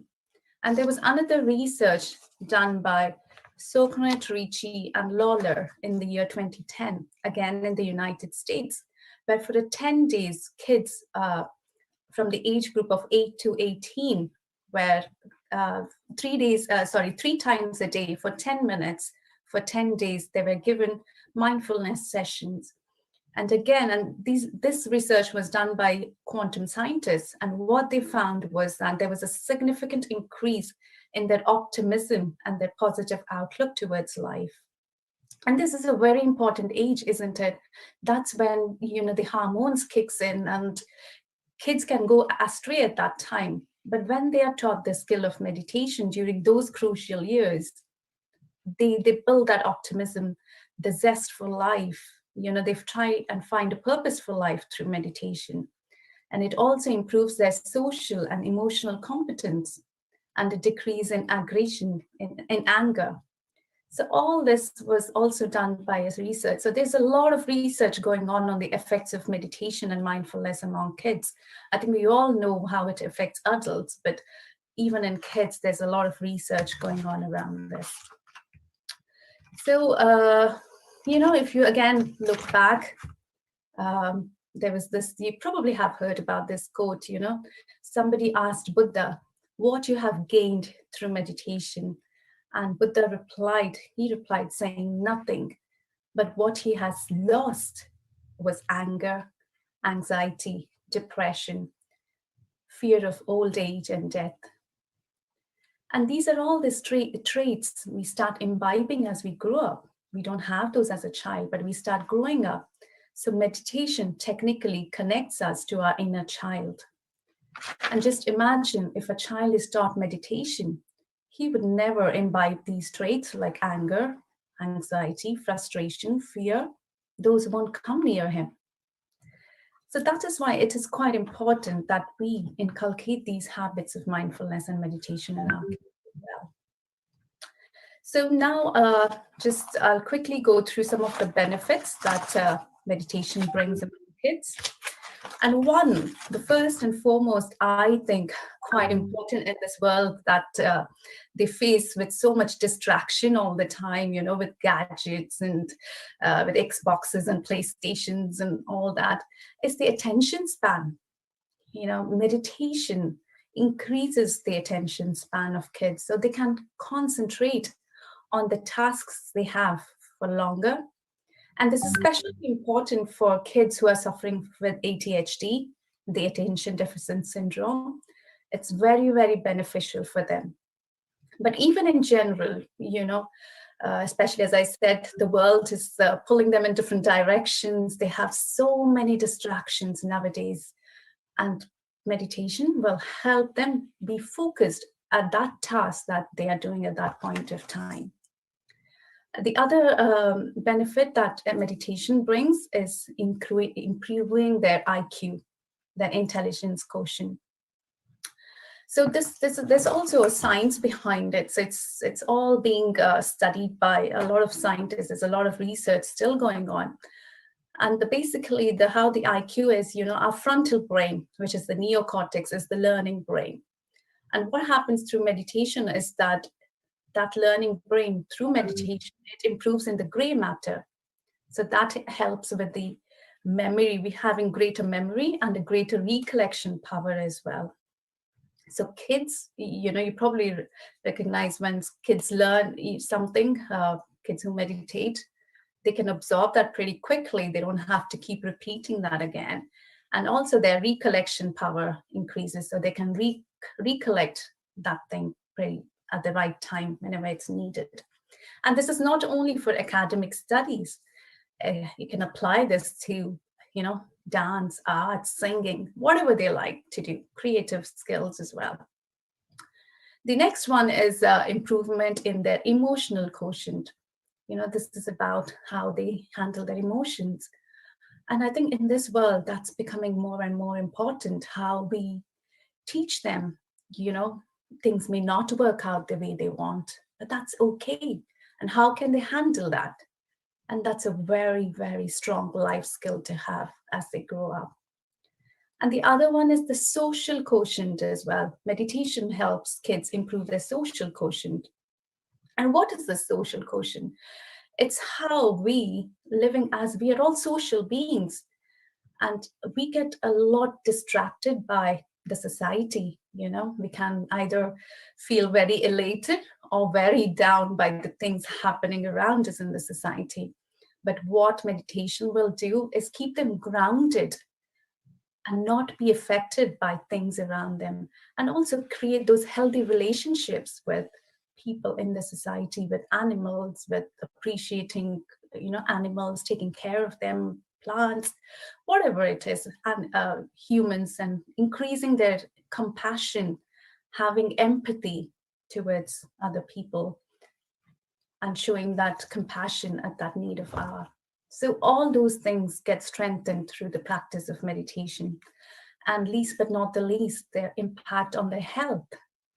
And this is where I would say, like, when I started meditating, the first thing that really focused or made my belief stronger in meditation is when it changed the health of my son. And that was, there's a long story, but as a short, he had lots of allergies and lots of conditions, and it was through meditation I could really get rid of all that in him. So again, if the child meditates for himself, just imagine, he probably wouldn't have to ever take a medicine in his life. So that's a strong one for them to meditate as well. And you all know like how it helps with stress, relieving stress and all. So yeah, and especially it's become more and more important in this time of lockdown, where they have and with the homeschooling, where their social interactions have been cut to the minimum. And I think our children are the unsung heroes of this lockdown, because they have taken it on their stride and have sailed through it, but their mental health has been really affected. And meditation is one thing that will help them come back and bounce back through this lockdown and this 1 year of turmoil that has happened all around us. So how can we inculcate this habit in our kids? So that's the last point I want to touch. So when we meditate, we just need to make them sit with us, and they only need to do it for the number of minutes of their age. So if they are 10 years old, for 10 minutes, just make them sit with you when you're meditating. And, they probably will resist, they will fight it and all, but yeah, you persevere with it and it'll be fine, just for 10 minutes. The other one is, you don't have to just do it as a physical setting. Even take a walk in the park, spend time with nature, be mindful of the birds chirping, the daffodils coming up. Even that walking meditation, that's a great way where you can spend time as a family and be mindful when you're walking. Discuss about the things they see, the things they hear, the things that they're touching with their feet. So that's another great way of inculcating mindfulness into their daily time. And also mindful eating. A lot of times we notice that we spend time eating in front of the TV or something like that. Again, if you can stop those distractions and again, be focused on what they're eating, these are the little habits that we can inculcate in them. And as Lataji just mentioned, I would end with that quote again, because that has always inspired me. What Dalai Lama once said, that if we taught every 7-year in the world meditation, then we can eradicate violence from this world in 1 generation. Thank you. Thank you, everyone.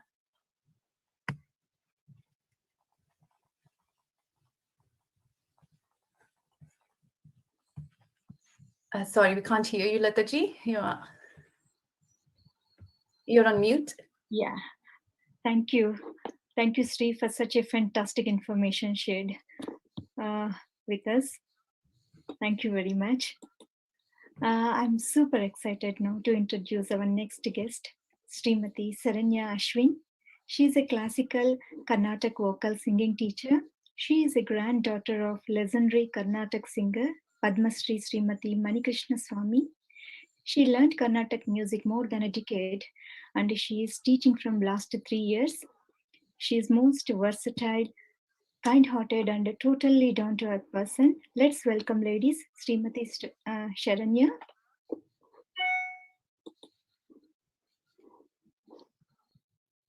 Sharanya?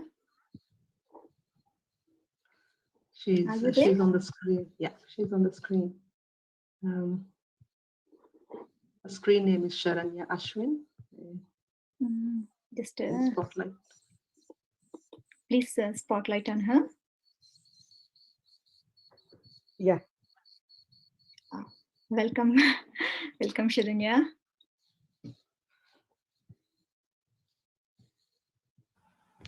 Yes, thank you very much. Thank you, Lataji. Welcome. Yeah. Yes, yeah. Hello, all. Very good evening. Happy Women's Day to all of you. So let me start off by thanking Lakshmi ji for giving me this wonderful opportunity to be a part of this program today.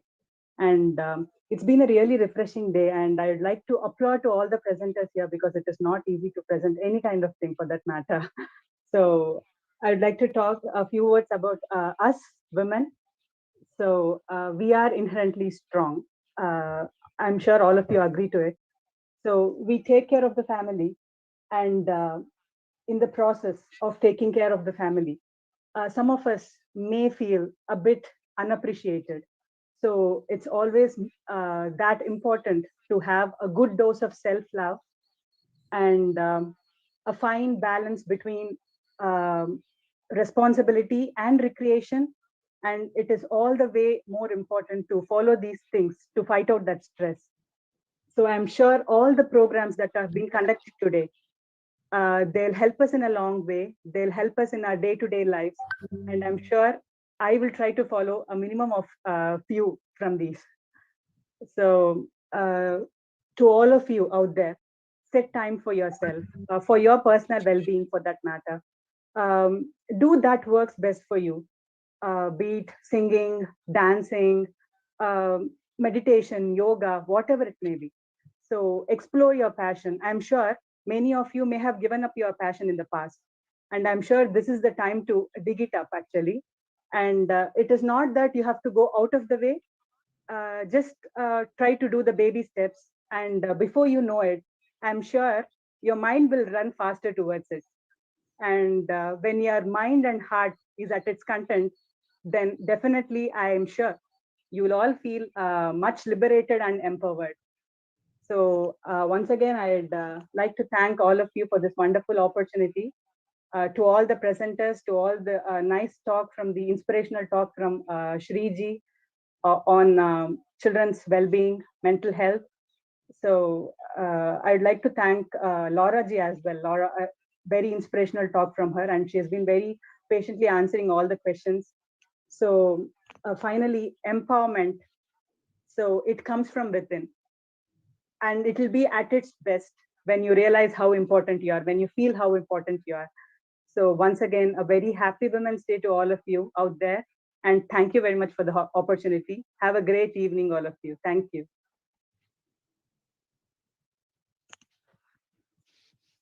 Thank you, Sharanya.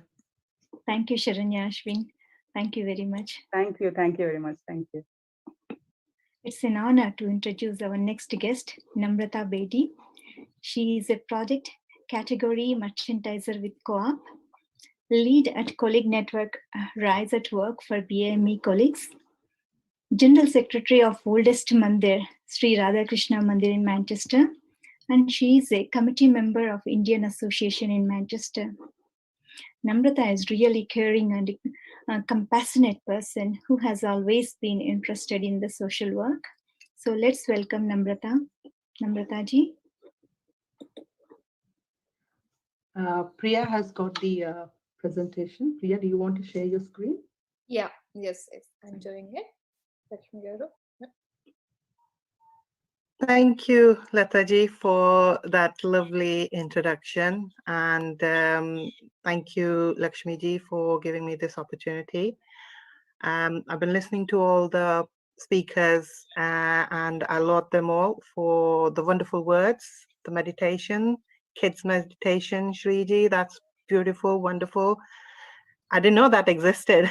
To me, it was just meditation. So I would like to pick up with you afterwards, but our focus come back on here now to Women's Day. Welcome to all of you, all you great, lovely, wonderful ladies out there. I want to start with a little bit of myself. Can we go to the next slide, please? Can we click on the icon? Okay, so can we come out of the presentational mode and just have the slides up? Because I can't see the slides properly. Thank you very much. Thank you. So a little bit about myself. So top right or left, my side, the black and white picture is me. I'm in the front dancing. So I was born and brought up in India, and I'm born to a Hindu mom and a Sikh dad, and I went to a convent school. So I'll carry on talking while we sort the slides out. So from very early in my life, I got thankfully the education that I have to, the understanding of inclusivity, where I had developed the empathy, and I had developed the empathy for other people, and I started to understand the benefits of diversity. Obviously, India is the biggest democracy based on diversity, so that was one good thing. My dad was retired as a colonel from Border Security Force, so the army uniform was in my life, and that was something I aspired to, seeing my dad. So the picture at the bottom is me as a sergeant leading a contingent of the National Cadet Corps girls contingent, in the Republic Day parade. And I was lucky, my dad was one of the chief guests over there, so I'm here saluting to my dad. And that kind of made me wanting to follow into the steps of being the first lady to join the IPS. But I was beaten by Kiran Bedi because I was quite young, and Kiran Bedi had already done achieved that feat. So I started to prepare for that role. I did my graduation in psychology and English honors. Then I did my master's in English literature and started preparing for the IPS exams, but destiny had something else in place for me. So in '96, I moved to England as part of my marriage. And then the girl in the middle on the top is my daughter. Obviously, she's not as little as that now. She's 21. And I'm sure she's going to give me some daggers afterwards for sharing her picture. From there, when she was born, about 4 years into my marriage, then my circumstances changed, and I became a single parent to this lovely 1-year-old. And at that time, I was working at Boots. I was based in Nottingham. That's my picture on the left corner with my team. I was a merchandiser there. And then after my divorce and childcare, everything got sorted, I moved to Manchester, where my sister was married at that time. So in this country, it's me and my sister, rest of the family is in India. When I came over here, I joined the co-op. And for last 4 to 5 years, I've been actively involved in the temple, the Radhakrishna Mandir, which is one of the oldest temple in Manchester. And the picture in the middle is the picture where I have organized different events in the mandir, because I want to generate that awareness, and I want to be able to bring the next generation into our temple and make them aware of what a culture is. So that's me organizing a Diwali dinner a couple of years ago. I'm also part of the Indian Association for the last couple of years, and there I quite enjoy again, the same thing, reaching out to the community, make them aware of our culture, and also understanding the BAME community and the hardships that they face. So we at work has got a colleague network, which is called RISE. And that, as it says over there, is we are the voice for the BAME colleagues in our business. And as part of that, I am one of the leads to support our cultural awareness. And last year, I had the honor of hosting a Diwali webinar. And most recently, I've done fact sheets on what is Hanukkah. I acknowledged the day, Martin Luther King Day, the Holocaust Memorial Day, and most recently now I'm working on the Ramadan month to, again, create that awareness. Can we go on the next slide, please?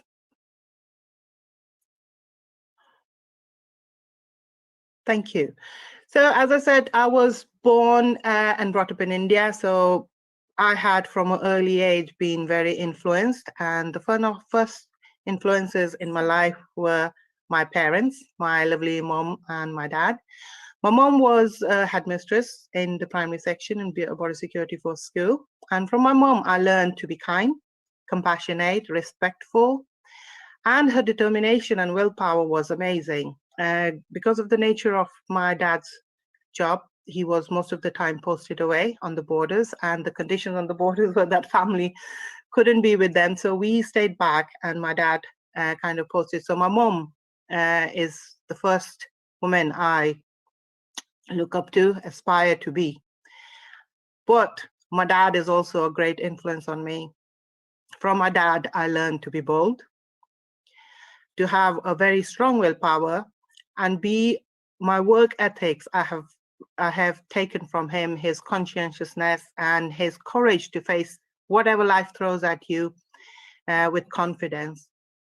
But both of them have taught me to be a good human being and be humble And I think that's the reason they gave me the name Namrata. Namrata means humbleness, so that I remember it all the time. So thank you, Mom and Dad.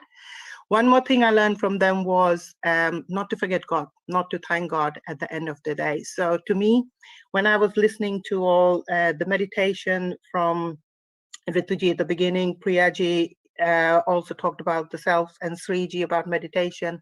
That is something I remember sitting down with my parents when I was a child.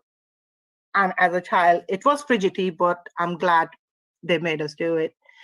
Another woman, like I said, Kiran Bedi, she was the first one who broke the tradition and became the first lady to join the Indian Penal Services, the first policewoman. And I love the quote she has said here: empowered women who reach tough or unconventional positions make choices, not sacrifice. So we are all here with a choice. And to call it a sacrifice is just trying to be throwing caution to the air and not being able to take the difficult decisions. But we all have our circumstances. The second woman lady is here, Indira Gandhi. Now, who cannot forget Indira Gandhi, the really first powerful woman Prime Minister of India. And the quote I like from her is, people tend to forget their duties, but remember their rights. We really need to remember both our rights and our duties. When I moved to UK, my horizons opened. I started to understand the power of media, other influences, other powerful women out there in the world. And across the ocean, there's a lady, Oprah Winfrey, who doesn't know her. And I think everybody would be wanting to see her classic sit-down interview with Meghan and Harry. But this one is that she has said really is awe-inspiring, that you get in life what you have the courage to ask for. Don't lose that courage, girls. You have got the courage. Dig deep. Michelle Obama, the former First Lady of the United States of America, has said there's no limit to what we as women can accomplish. So sky, beyond sky is a horizon. Aim high. The other two I like to put in there: educate girl, and she can change the world. This is, I come from India, and it is still sad to see that the women education over there is still not as it should be. So let us all try and pledge to do something for those girls back home who still are not able to get that education. And the last one, empowered women, empower women. I just liked it, so I put it there. So can I go on to the next one, please? Because it's a Women's Day, and the year, this theme for the year is choose to challenge. Why do we have to challenge? This is what just really I don't get. Why we have to challenge? The theme this year's Women's Day is to strive towards gender parity. My question is, why do we still have that inequality? Why do we still have to push for that equality? We are so much empowered. We have given so much back to the world. We should be put up on a pedestal, if not as equals. The other thing, when I was doing some reading around it, was the last line which I put in here is, according to the United Nations, only 3 countries in the world have 50% or more women in parliament. Now, we tend to say West is more educated and third world countries are developing countries, but look at the statistics, they don't tell that. Women as heads of state in only 22 nations. In fact, globally, 119 countries have never had a woman leader as a head of state. This is what we need to change, and we have the capability to change it. So I would say, let's all join in and change this. Can I have the next slide, please? So in the next slide, this is something which I always go back to, and these have helped me through different stages of my life. Now, I mentioned earlier that after marriage, after my daughter was born, I found my circumstances suddenly changed. And so the first one is self-care is how you take your power back. So to me, I refuse to be in a marriage that was abusive and not helpful. That was not the place where I wanted to bring my daughter up. So I was like, fine. Oh, sorry. So I said yes. I need my time.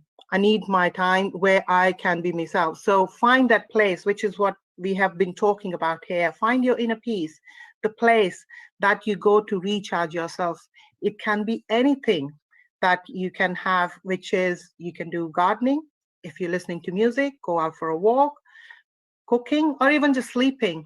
That is somewhere where you go and it brings you back to your balance, the equilibrium, and it gives you that confidence and the space and the energy and the strength again to get up and face whatever life throws at you. The second one is, a woman is like a tea bag. You can't tell how strong she is until you put her in the hot water. Now, this is a brilliant one, which another former lady of United States have said. And to me, that kind of sums me up as to, because when I was saying I had to make some difficult decisions in life, I had to dig deep in to see, do I have that strength? Do I have the decision, the power to make that decision, considering my family was back home in India? And that was something I had to dig deep in. And I found within myself that, yes, I do have that courage, I do have that determination, and I do have that strength where I can take that step and create a life for me, which is happy, peaceful, and something which I'm going to enjoy, and the environment that I'm going to give to my daughter is going to be better. So for a better life for me and my daughter, I decided to leave. And once my things were balanced out, my divorce and everything came up, I moved to Manchester to be near my sister. And one thing I would say is, I didn't stop my daughter to have a relation with her father. So I'm proud of her that she has got her own relation and she handles both sides, mom and dad, with really good balance. The other one is, be more focused on where you are going than who's not coming with you. What we normally find is that when we are going, we like to see who is coming with us. We get very much hung up on, or who is not liking us today, or who doesn't want to come with us now, or why are there people not in this stage of life with me? People come in your life. There are different stages in your life where people will come. Some stay to the end with you. Some leave a very prominent mark in your life, but they have to unfortunately go. Always draw the positive, always draw the lessons from what they gave in your life when they were with you. If they are really your true friends, they really care about you, they have your best in your heart, you will always find them by your side. They're only a phone call or a shout away. The last one is, empowered women empower women. I would go back to my Hindu traditions, where I would say that the women were given the highest status in Hindu mythology, but over the years, it has watered down. If we all remember Ramayana, and at the time when Sita ji had left Ramji was going to do this Ashwamedh Yoga, and he was told he can't do it by himself. He had to have his wife with him. So in order for him to do that yajna, he had to make an idol of Sita ji to sit by his side. So that shows how important the women are. We need to be the encouraging and supporting force for each other. We are strong enough to show that we are up here. We are not somebody who are going to be put in the background. We need to be each other's support. We need to have each other's back. And we don't need to be in competition with each other, because that is not what we are here for. With that, I think what we need to do is we need to move away from gender biasness. We need to shout out about inequality. We need to talk about microaggressions, which we get in every phase of our life. We don't understand it. We get it at home, we get it at work, we get it from our friends, but we all ignore it because we have different relations with each other and we say, okay, that's fine. We have to break those stereotypes. We need to erase the boundaries that have been drawn around us, because we don't want to be contained by these boundaries. We need to grow in a confidence. We need to be assertive. And one thing that I've learned from both my mom and dad is be assertive, be constructive, but don't forget to be a humble person. Can I have the next slide, please? Now, this is something, if you are like me, I'm always wanting to learn something new. So I've just put some links here where there's a free course which is on offer. The only thing you need to invest in it is your hours, and it is based around you. Then I put some healthcare lines. They were helpful when I was going through a difficult stage in my life, but they are there. I hope nobody had to use them, but you can use them for other kind of information, for some educational piece, for some encouraging motives from there. You can also, I'll recommend to read these books. Currently, I'm reading the book Natives, and it is really good. You can see the quotes over here are really good, and I think people who are living in England should definitely read it. It's a really good eye-opener if you are passionate about BAME and what I said, intersectionality, because we are women, we are from BAME. The second book is on my to read list, next one. And the third book, The Courage to Be Disliked, is a book that my daughter has recommended. So I'm quite looking forward to read that. And I would like to thank everybody to give me this opportunity, the lovely ladies who have been here listening to me. And unless there's any questions, I will hand it back to you, Lataji. Thank you again. You guys have given a beautiful platform for various ladies to come and talk about their topics that are really close to their heart and they're passionate about. And everybody have a wonderful Women's Day. Thank you, Namrataji. Thank you very much. Actually, we need to support each other instead of competing each other. The words, I really love it. It's a fantastic speech you are given. And the spreadsheets also, it is really helpful. Thank you very much. Thank you. Yeah. And our next guest is, how can it be possible? The event without the music. Kamakshi Curry from Birmingham, going to sing with her divine voice, Tyagaraja Kirtana, Jaya Jaya Durge for us. Let's welcome Kamakshi Madam. Padma, are you telling me anything? Just heard your voice. Okay. Am I being heard? Hello? Can you hear me? Yes, we can hear you. Hello. Good afternoon, everybody. Happy Women's Day to everybody. I'm an obstetrician and gynecologist by profession, and I'm very grateful to have been in this profession and being able to help women in their pregnancy and all the women-related health issues. And it gives me immense satisfaction to be there to help other women.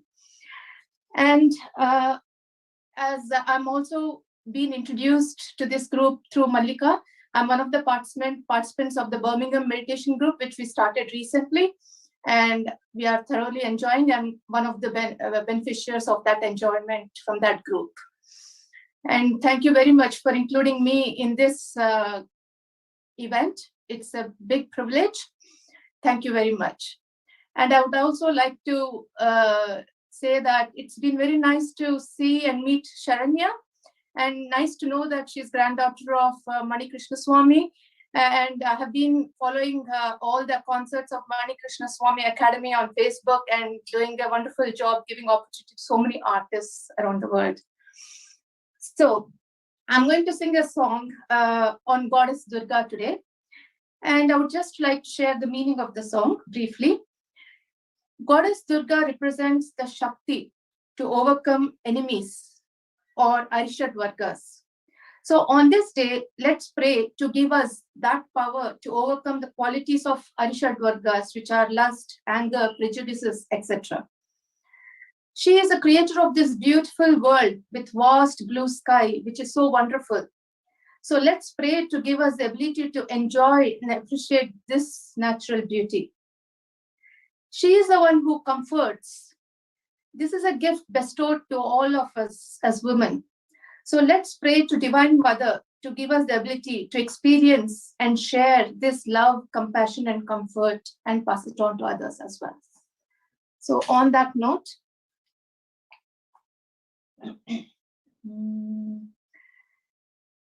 जय जय दुर्गे जितवैरिवाके नियत निलादि विचित्र साके जय जय दुर्गे जितवैरिवाके नियत निलादि विचित्र साके जय जय दुर्गे सुंदरतर चरणारविंदे सुख परिपालित लोकवृंदे सुंदरतर चरणारविंदे सुख परिपालित लोकवृंदे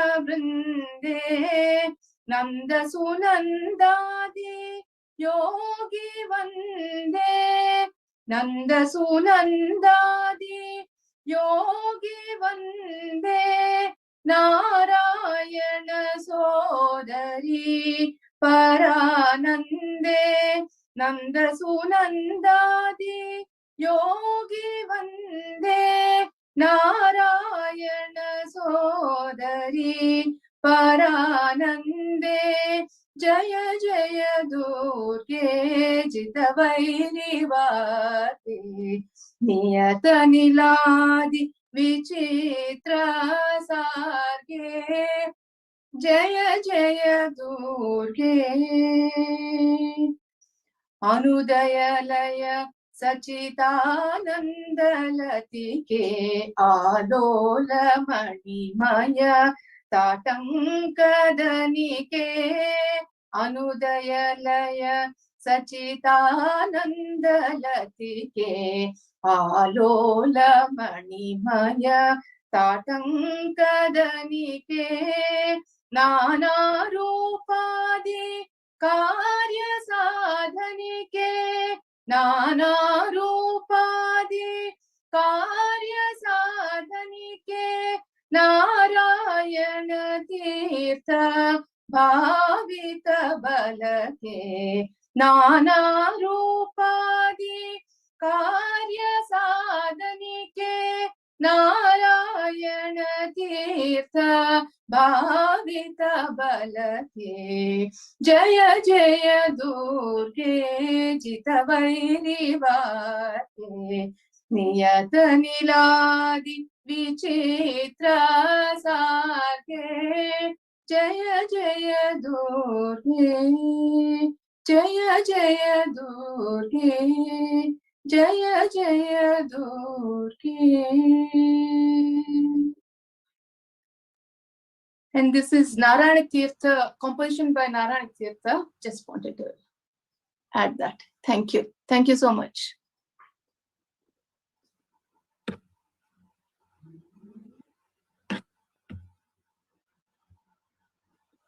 Lata garu, please. It is marvelous rendering, enjoying the singing by closing my eyes.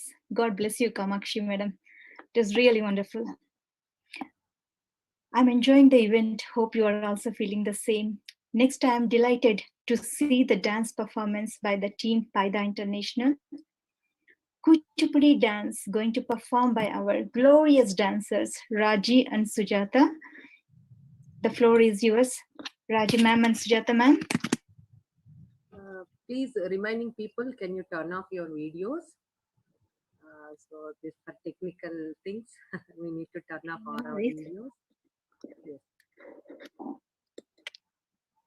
Yes, Rajya Lakshmi madam, can you play music once? Yep. Can you play music? Omkara Panjara Shuki Upanishad. Is that okay, madam? Yes, yes, yes. Okay, Andy. Carry on. Okay. Okay.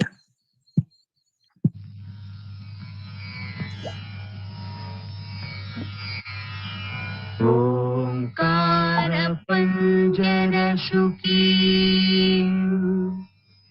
Upanishad Udhyana Kelikala Kanthi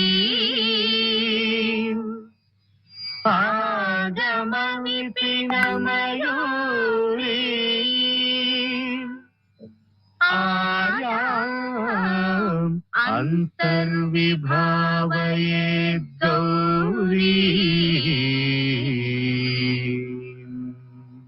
तान्तक जन्तरित तदिकिट तुन्तकतर जन्तरित तदिकिट तुन्तान्तक जं तकतर जं तज्जं तदिकिट तदिकिट अखिलांडेश्वरी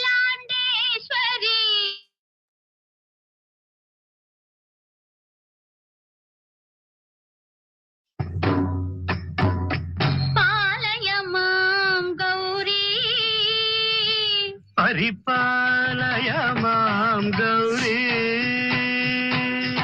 अखिलांडेश्वरी चामुण्डेश्वरी पालय मां गौरी परिपालय मां गौरी तां तद्धीं तकथिमि तकछनु तकथिमि तकछनु तां तद्धीं तकथिमि तकछनु तकथिमि तकछनु तां धीं तों नं तर्गडदूं शुभगात्री गिरिराजपुत्री अभिनेत्री सर्वार्धगात्री शुभगात्री गिरिराजपुत्री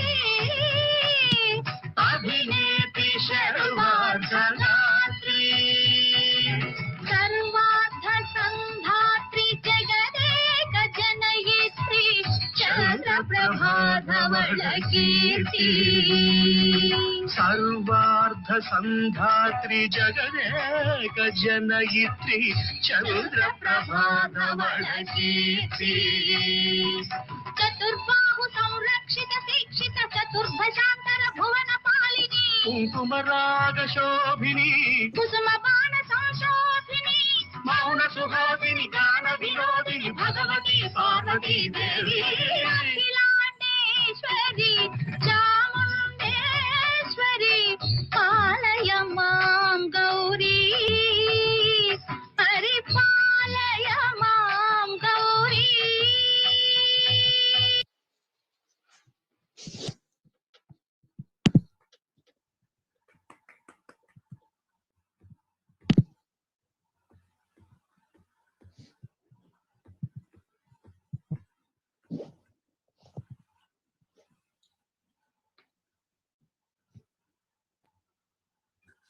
Lata, you're muted. Yes, thank you so much. Yes, Lata garu, please.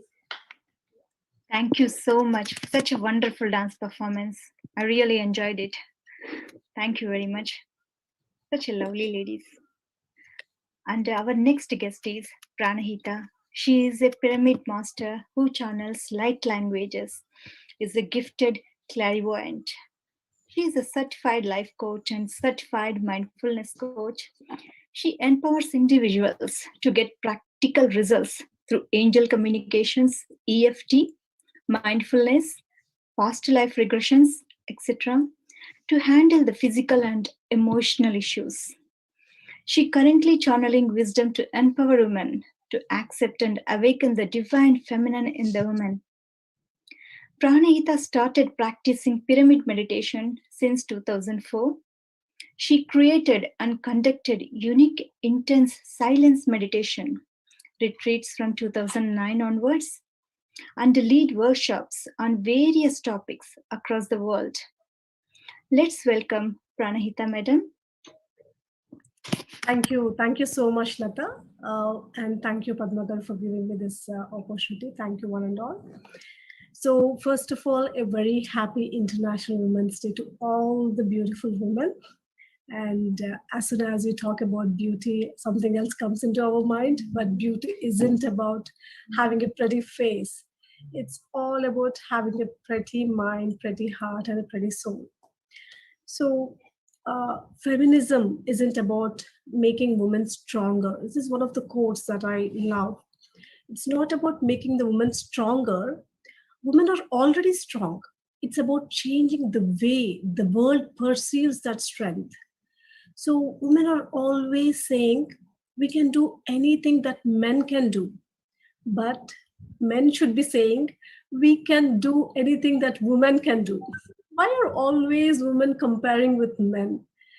Women are way stronger in their own way, physically, mentally. Just imagine how many women go through the labor pains every day.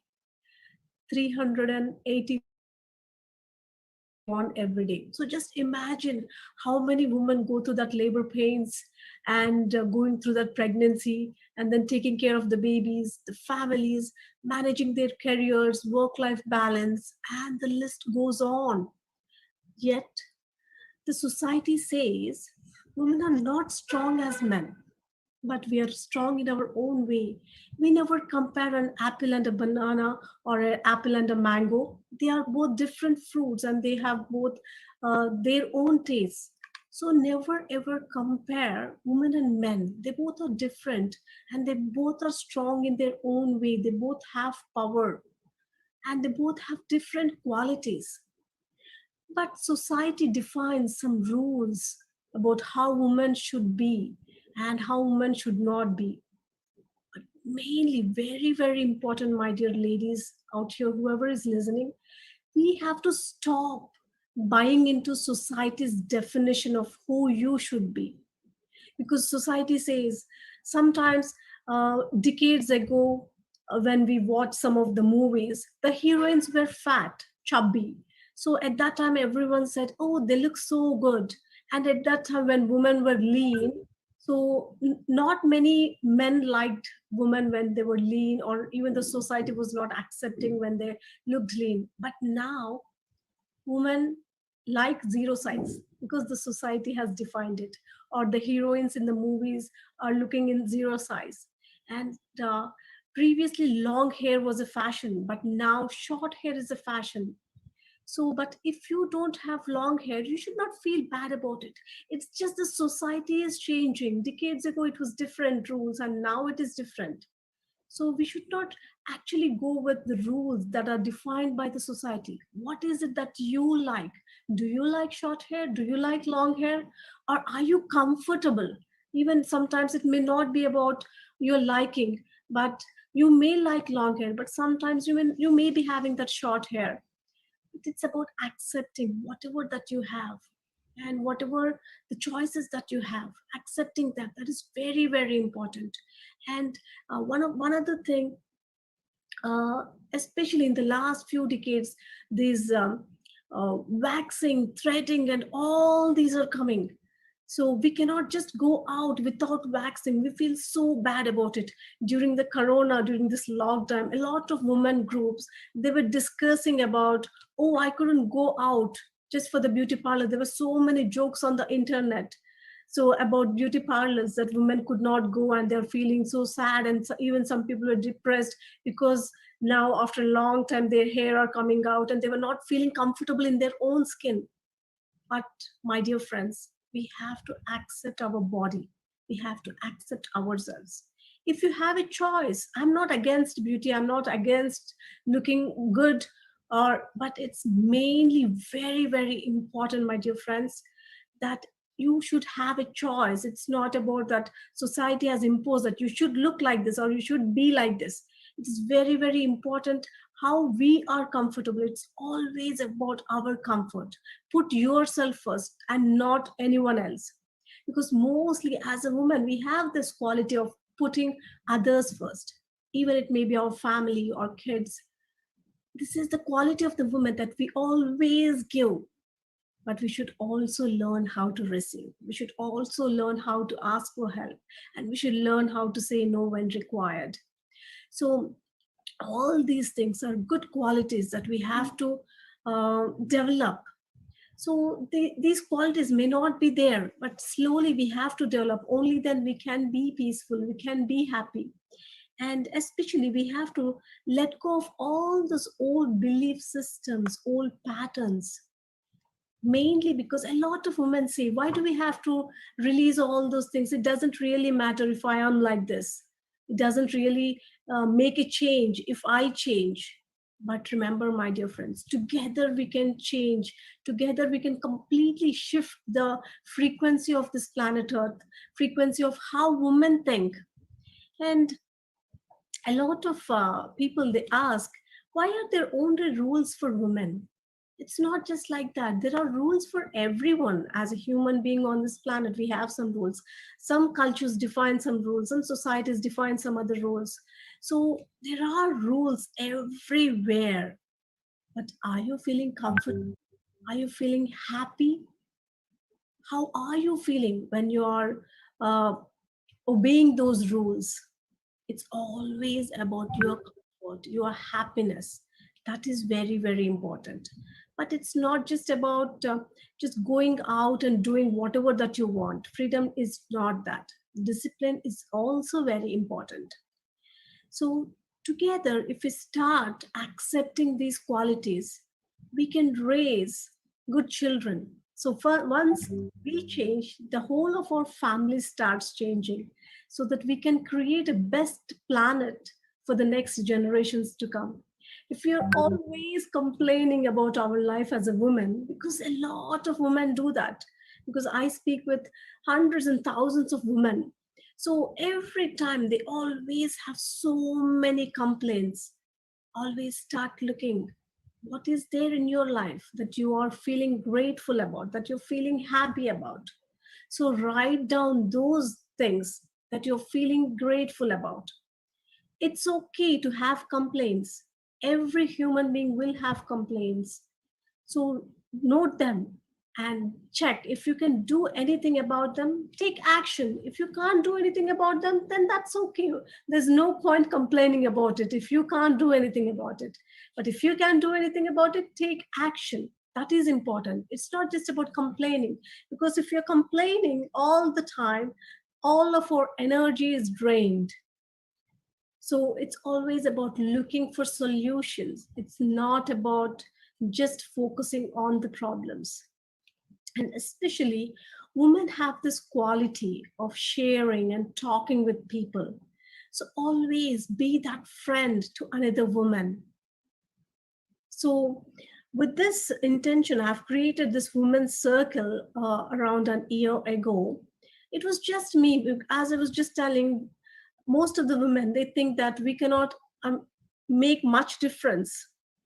But it was just me who started this, and slowly it has spread in more than 6 languages. And there are women circles across Telangana, Andhra, and many other places in India, and one in English, where a lot of people from US, UK, and across the world are there.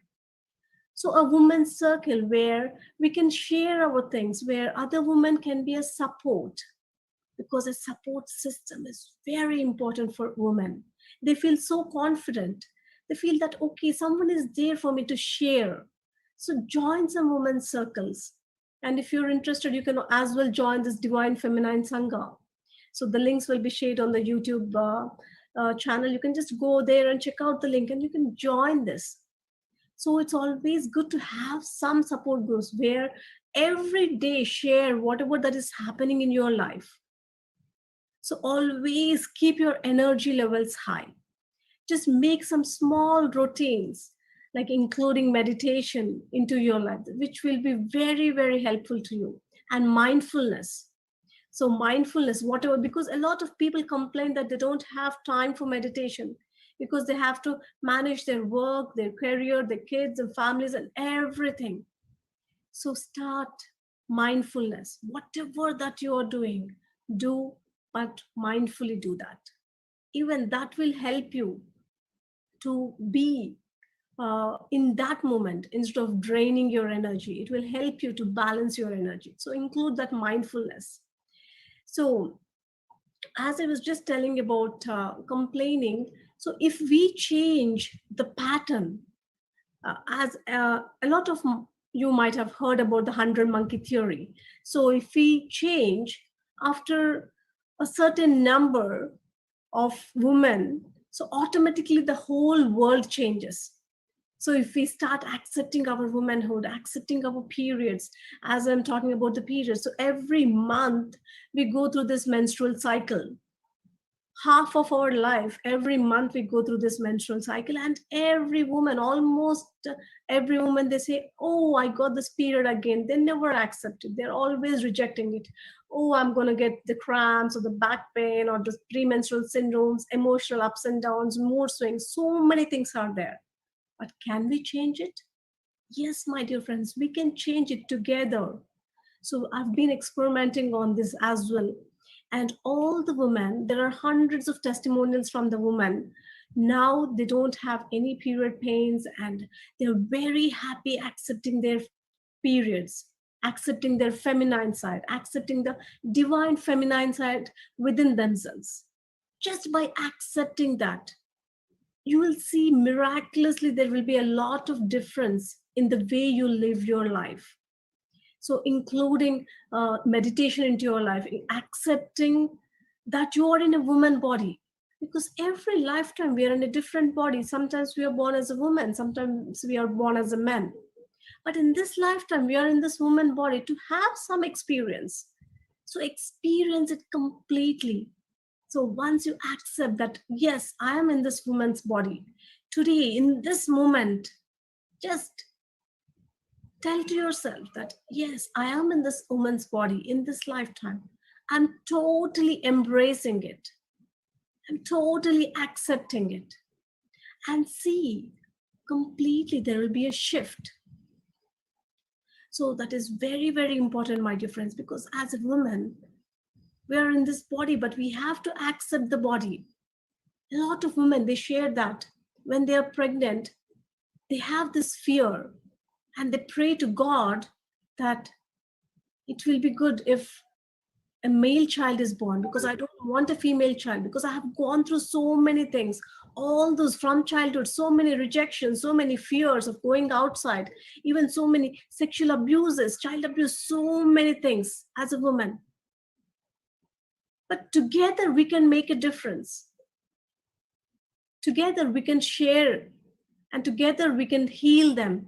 And together we can raise a new generation where there will be a beautiful children where they can accept their womanhood. And even we can raise men where they accept the woman in their life.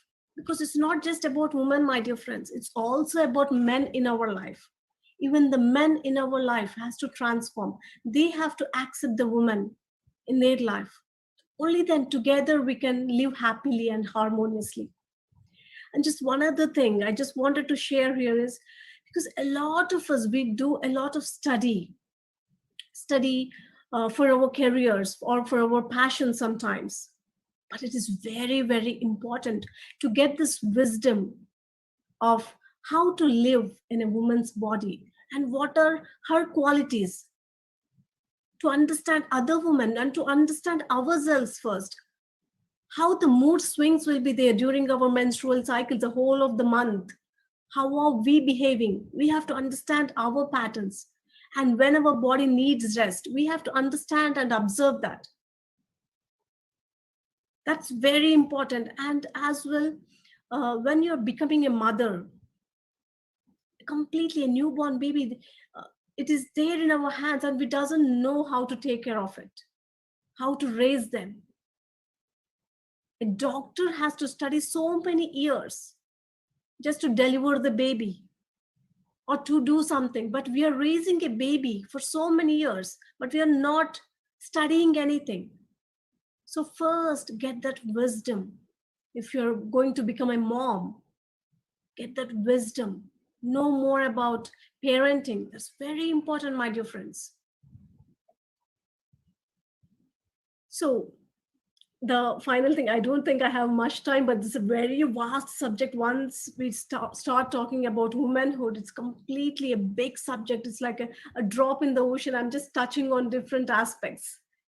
So the balancing of emotions is very, very important, and balancing our relationships, because woman is the center of the family, center of the society. Once a woman can balance herself, she can balance the whole family and the whole society. So it's very, very important to balance our emotions, to accept ourselves, to be peaceful. Sometimes just take some time for yourself to be happy, to be peaceful. Only once you are peaceful, you are happy, you can give those vibrations, that energy to your family. So with that, my dear friends, just here to powerful and strong women. May we know them, may we be them, and may we raise them. To all the powerful and strong women across the world, happy International Women's Day once again.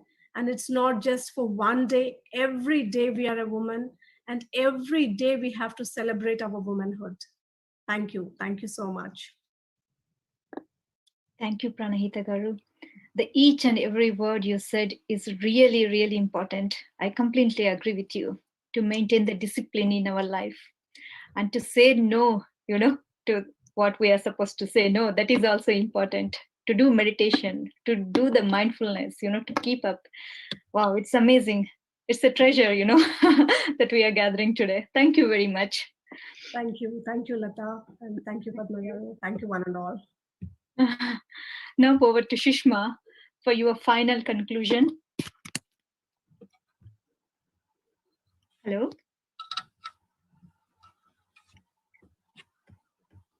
Sushma Garu, are you Hello, there? Sushma Garu. Now over to you for your final conclusion.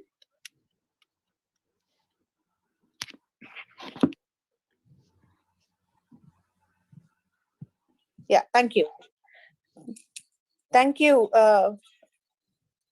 Thank you, Lata Garu. Thank you for passing it over to me. What a wonderful way of celebrating Women's Day today. I would say I thoroughly enjoyed every bit of this afternoon and this evening, and I'm assuming that everybody who has been there has enjoyed it thoroughly today. So first of all, I would like to say thank you to Padma Garu and her whole team for organizing such a wonderful Zoom session to celebrate Women's Day and womanhood. Thank you, Padma Garu. Thank you. She's a wonderful lady, very active, and she finds unique ways of doing things in this COVID time. So thank you. Thanks a lot. Then I would like to thank our wonderful compeers, Lata and Lakshmi Garu, for introducing all the artists today, introducing the speakers this afternoon, and keeping this event going so smoothly. Thank you, Lata, and thank you, Lakshmi Garu. Also, we shouldn't forget the people behind this event who have done the flyers, who have done all the hard work and all the IT work.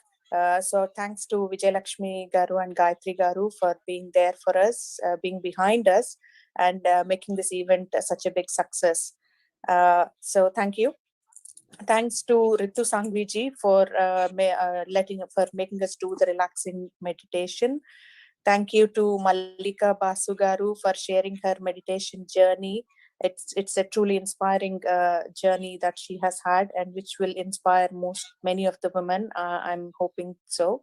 Thank you, Mallika Garu. Thank you to Priya for her presentation on self-love and how and what we can do and what we cannot. What are the 5 things that we should be doing? So thank you, Priya. Thank you to Laura Evans, for former cabinet minister, for coming and giving her valuable time and explaining us about the things that are happening around Manchester. Thank you, Laura. Thank you to Srimani for explaining about meditation and the benefits of kids meditation and mindfulness. Thank you, Srimani. You're a wonderful speaker. Thank you. Thank you to Namrata Bedi for sharing her life journey and the challenges she has faced in her life and how she rose over them, and being a wonderful mom and a wonderful lady. Thank you, Namrata. Thank you to Sharanya and Kamakshi for their wonderful singing and entertaining us.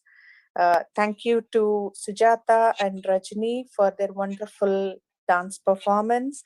Last but not the least, thank you, Pranahita ma'am, for your wonderful speech on womanhood and how about acceptance and controlling emotions. Thanks a lot. You are, I keep listening to your YouTube things, and you're a wonderful speaker. Thank you. As I said, last but not the least, thank you to my wonderful dancing partners, Usha, Saujanya, and Radhika. they keep me, and I mean they are very motivated, and they learn dance, and they've done a wonderful performance. And also to the yoga the team, Bhavna, Satya, Padma, Radhika, Sandhya, Radha. I think so I've not missed everybody else. Thank you. I mean, they are motivated, they do yoga regularly, and they keep me motivated to attend the classes regularly and to keep going. So thank you all. Thank you one and all for being part of this wonderful event today, and participating in it, and also watching it. Thank you.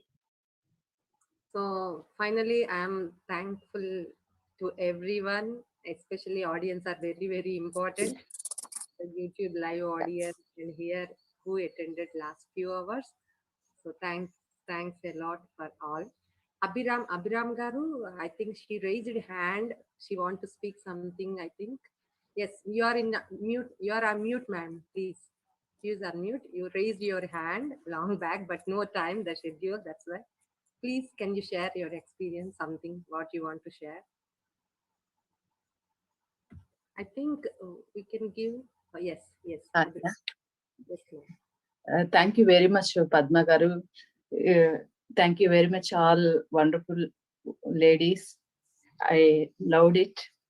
Thank you very much. So finally, I want to share one thing. Here, so many ladies attended. So please take initiation to teach meditation all your family members, friends, and our group is ready. We can come and take meditation sessions wherever you want to organize, in companies or anywhere, anytime we are ready to come and teach meditation. So please, wherever the possibilities are there, try to arrange one meditation session for everyone. That is my main request for each and every lady here. So thank you so much.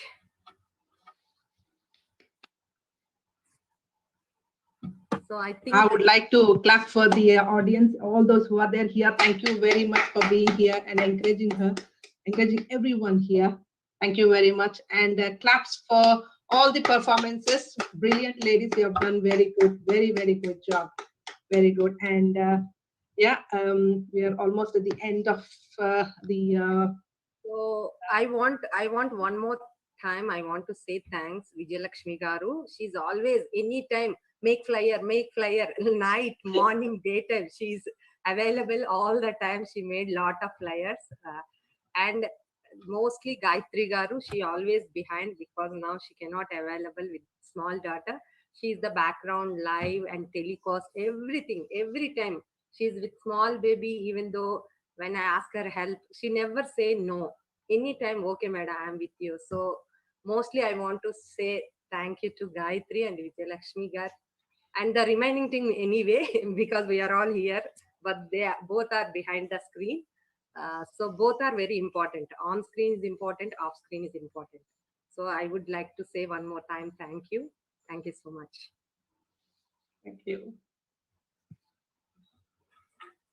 I think So, ma'am, Gayatri, we can stop the